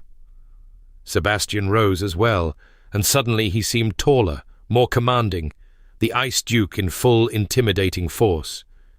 Did you truly believe I would simply capitulate to blackmail, Victor? Did you think I would not fight back? You had no resources, no connections, no way to investigate. He had me. Iris stepped forward, and Victor's gaze snapped to her as though he had forgotten she was present. You dismissed me as a wallflower, Mr. Blackwell, a nobody, a convenient target for your schemes. But wallflowers observe things that others miss. We listen when no one thinks we are paying attention. We develop unexpected alliances with unexpected people. You— Victor's laugh was disbelieving, but his eyes were wild. You uncovered this? I write novels, Mr. Blackwell, stories about villains who believe themselves invincible, who construct elaborate plans to destroy their enemies, who never anticipate that the seemingly powerless might prove more resourceful than expected. Iris smiled. You provided excellent material. I may use you in my next book. Victor turned back to Sebastian, desperate now. Whatever you think you know, it changes nothing. The magistrate will believe my witnesses. The letter is convincing enough to— The magistrate will receive a full report of your conspiracy within the hour if you do not withdraw your threats immediately. Sebastian's voice was cold as winter. Your witnesses have already been approached. They are prepared to recant their testimony in exchange for immunity from prosecution. The forger is prepared to testify against your secretary, who will almost certainly implicate you to save himself. Your entire scheme is collapsing as we speak, Victor. The only question is whether you collapse with it. The silence stretched, taut as a bowstring. What do you want? Victor asked finally, his voice barely above a whisper. I want you gone. Leave England. Take your sister with you if you wish. I understand the continent is pleasant this time of year. Remain abroad for the rest of your natural life, and we will not pursue prosecution. Sebastian moved closer, his grey eyes hard. But if you ever return, if you ever threaten my family again, I will destroy you utterly, not through schemes and stratagems, but through the full weight of the law and my considerable influence. Is that understood? Victor nodded, a single jerky movement. Then we are finished here. I expect confirmation of your departure within the week. Sebastian offered his arm to Iris, and together they walked out of Victor Blackwell's study, out of his house, into the cool evening air of London. They did not speak until they were safely in their carriage, the horses moving at a steady clip toward Ashworth House. Then Sebastian pulled Iris into his arms and held her so tightly she could barely breathe. "We did it," he said, his voice rough with emotion. "We actually did it. We did." Iris pressed her face against his chest, feeling his heart pound beneath her cheek. "Together. Together." He kissed the top of her head. "I cannot believe when I think of what might have happened. But it did not happen. Victor underestimated us. He assumed that the Ice Duke would behave as the Ice Duke always had alone, isolated, with no one to fight beside him. He did not account for me." "No." Sebastian pulled back enough to look at her, his grey eyes soft with wonder. "No, he did not. And thank God for that." The journey back to Blackmore Hall was quiet, peaceful, suffused with the particular contentment of a battle won. They stopped at inns along the way, sharing rooms without pretense, moving through the world as what they truly were, husband and wife, partners, lovers. On the final night before reaching home, as they lay tangled together in a comfortable bed at a coaching inn, Sebastian propped himself on one elbow and looked down at Iris with an expression she had never seen before. "What is it?" she asked, reaching up to trace the line of his jaw. "I was thinking about the ball, the Harrington ball, where I knelt before you. That was only 2 months ago. It feels like a lifetime." "It does." He caught her hand and pressed a kiss to her palm. "I chose you for strategic reasons. You know that. I was looking for someone invisible, someone society would not expect, someone I could use as a shield against Victor's machinations." "I know. But what I did not realize, what I could not have anticipated, was that I would find everything I never knew I needed." His voice was low, intent. "You saw me, Iris, from the very first moment. You looked past the Ice Duke and saw the man beneath, and instead of being frightened or repulsed, you stayed. You challenged me. You refused to accept my walls as permanent. Someone had to. Yes, someone had to. And it was you." He kissed her, slow and deep. "I told you once that I chose you because you were invisible. I was wrong. I chose you because you were the only one who truly saw." Iris blinked back sudden tears. "Sebastian." "I love you," he said simply. "I have told you before, but I want you to understand what I mean by it. I love you, not despite the circumstances that brought us together, but in some strange way because of them. You showed me that love does not have to mean destruction, that vulnerability does not have to mean devastation, that the walls I built to protect myself were also keeping out everything that makes life worth living. I love you too." The words came easily now, naturally. "I love you, Sebastian Ashworth, and I am grateful every day that you knelt before a wallflower at a ball and changed both our lives forever." He gathered her close, and they lay together in the darkness, two people who had found each other against all odds, who had fought for each other when fighting seemed impossible, who had discovered that love was not the weakness they had feared, but the greatest strength either of them had ever known. Spring gave way to summer, and summer to autumn, and Blackmore Hall transformed. It was not the physical changes. Though those were significant, Iris had brought warmth to the cold rooms, colour to the austere decor, life to the silent corridors. It was something less tangible but more profound. The house felt inhabited now in a way it had not for years. Laughter echoed through the halls. Conversation flowed at meals. The staff moved with lighter steps, smiling at each other, remarking on how different everything had become since the new Duchess arrived. Sebastian's transformation was equally remarkable. The Ice Duke was not gone. He could still summon that cold authority when circumstances required, but it was no longer his default state. He smiled easily now, laughed readily, touched his wife with casual affection that would have been unthinkable a year before. And then, in the first cold days of November, Iris told him she was pregnant. Sebastian's reaction was everything she could have hoped for. He wept. Great, shuddering sobs that shook his entire body as he held her, as he processed the reality that they were going to be parents, that the family he had never allowed himself to imagine was becoming real. "I am terrified," he admitted afterward, when the tears had subsided and they sat together before the fire in their shared sitting room. "I do not know how to be a father. My own father was distant, preoccupied. After my mother died, he retreated into his grief. I do not want to repeat his mistakes." "You will not." Iris took his hand. "You are already not repeating them." You are present. You are engaged. You are not hiding from your emotions or from the people who love you. What if I fail? What if something happens to the child or to you? Then we will face it together. Whatever comes, we face it together. She squeezed his fingers. That is what we promised each other, is it not?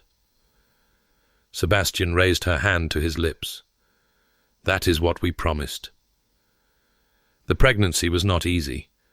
Iris suffered terrible nausea in the early months, followed by exhaustion that made even her beloved writing feel impossible. Sebastian hovered, anxious and solicitous, until she finally banished him to his study with firm instructions to stop treating her like spun glass. I am pregnant, not dying, she told him. Women have been doing this for millennia. I will manage. I know you will manage. I simply wish you did not have to manage so much. Then distract me, read to me, argue with me about literature. Be my husband, not my nursemaid. He took her words to heart. The remainder of her pregnancy was filled with companionship, reading aloud in the evenings, debating the merits of various authors, discussing her work in progress with the sharp, critical eye she had come to value. Sebastian had become her first reader, offering insights that improved every manuscript he touched. The baby came in early spring, on a night when rain lashed the windows and thunder rolled across the moors. It was a girl. Sebastian held his daughter for the first time, with an expression of such transcendent wonder that Iris burst into tears watching him. The Ice Duke, the man who had sworn himself incapable of love, cradled the tiny infant against his chest and wept without shame. "Aurora," he said softly. "We should call her Aurora, for the dawn." "Aurora," Iris smiled through her exhaustion. "Because I am the light that ended your long winter?" "Because you are the light that ended everything dark, and she is the proof that light can create more light." He looked up at her, grey eyes shining. "I love you, Iris. I love you more than words can express, more than I ever knew it was possible to love. I love you too. I have loved you since you knelt before me at that ball and asked me to dance." "No, you did not." His smile was tender. "You were terrified and confused and quite certain I was either mad or mocking you." "Perhaps. But I fell in love with you very shortly after. By the time we reached the library—" "Certainly." "The library?" Sebastian laughed softly. "We argued in the library." "We did. You were imperious and demanding and completely transparent in your attempt to use me for your own purposes. And somehow I looked at you and thought, this is the most interesting man I have ever met. This is someone worth knowing." Iris reached out to touch Aurora's tiny fingers. "I was right. You were right about everything. You saw through me when no one else could. You refused to accept my walls. You believed I was capable of love when I had convinced myself otherwise." Sebastian leaned down to kiss her. "You saved me, Iris. You and Aurora. You are everything." The years passed. Aurora was joined by two brothers, William, named for Sebastian's grandfather, and Thomas, named for the brother he had lost. The nursery was full of noise and chaos and laughter, and Sebastian presided over it all with the kind of devoted attention that would have astonished anyone who remembered the Ice Duke of old. Iris published 12 more novels, each one more successful than the last. She abandoned her pseudonym entirely, writing under her own name, becoming known throughout England as a literary figure of genuine significance. The scandal that had seemed so threatening had transformed into Triumph the Duchess of Blackmore, celebrated author, patron of women writers, host of the most sought-after literary salon in London. But it was the quieter moments that mattered most. Sunday mornings, when the children invaded their parents' bed and Sebastian told them stories from his own childhood. Summer afternoons in the garden, watching Aurora chase her brothers through the roses while Iris worked on her manuscripts in the shade. Winter evenings by the fire, Sebastian reading aloud while the children dozed against their parents. 8 years after the Harrington ball, they returned to it. Aurora was old enough to attend now barely, at 12, but Lady Harrington had specifically invited the Duke and Duchess's eldest daughter, and it seemed churlish to refuse. Aurora was nervous, adjusting her gown repeatedly, tugging at her gloves, casting anxious glances at her reflection. "What if no one talks to me?" she asked her mother as their carriage approached the Harrington house.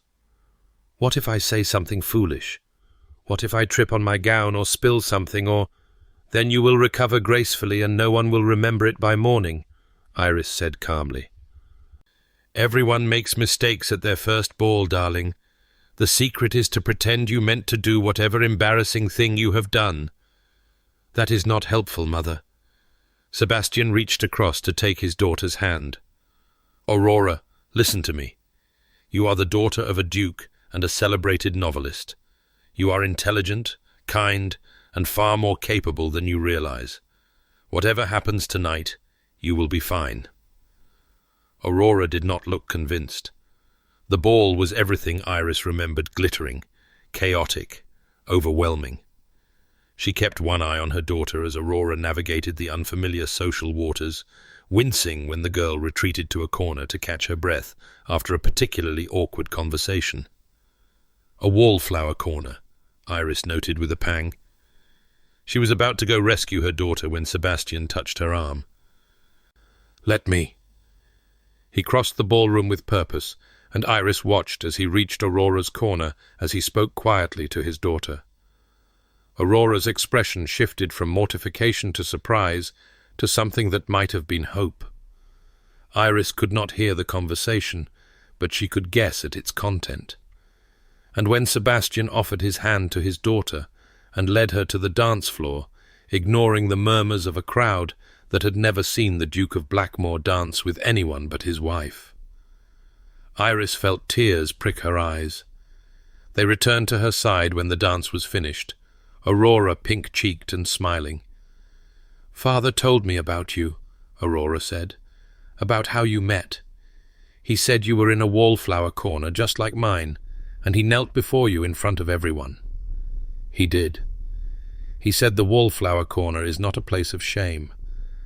He said it is a place of potential, where extraordinary women wait to be discovered by those wise enough to truly see."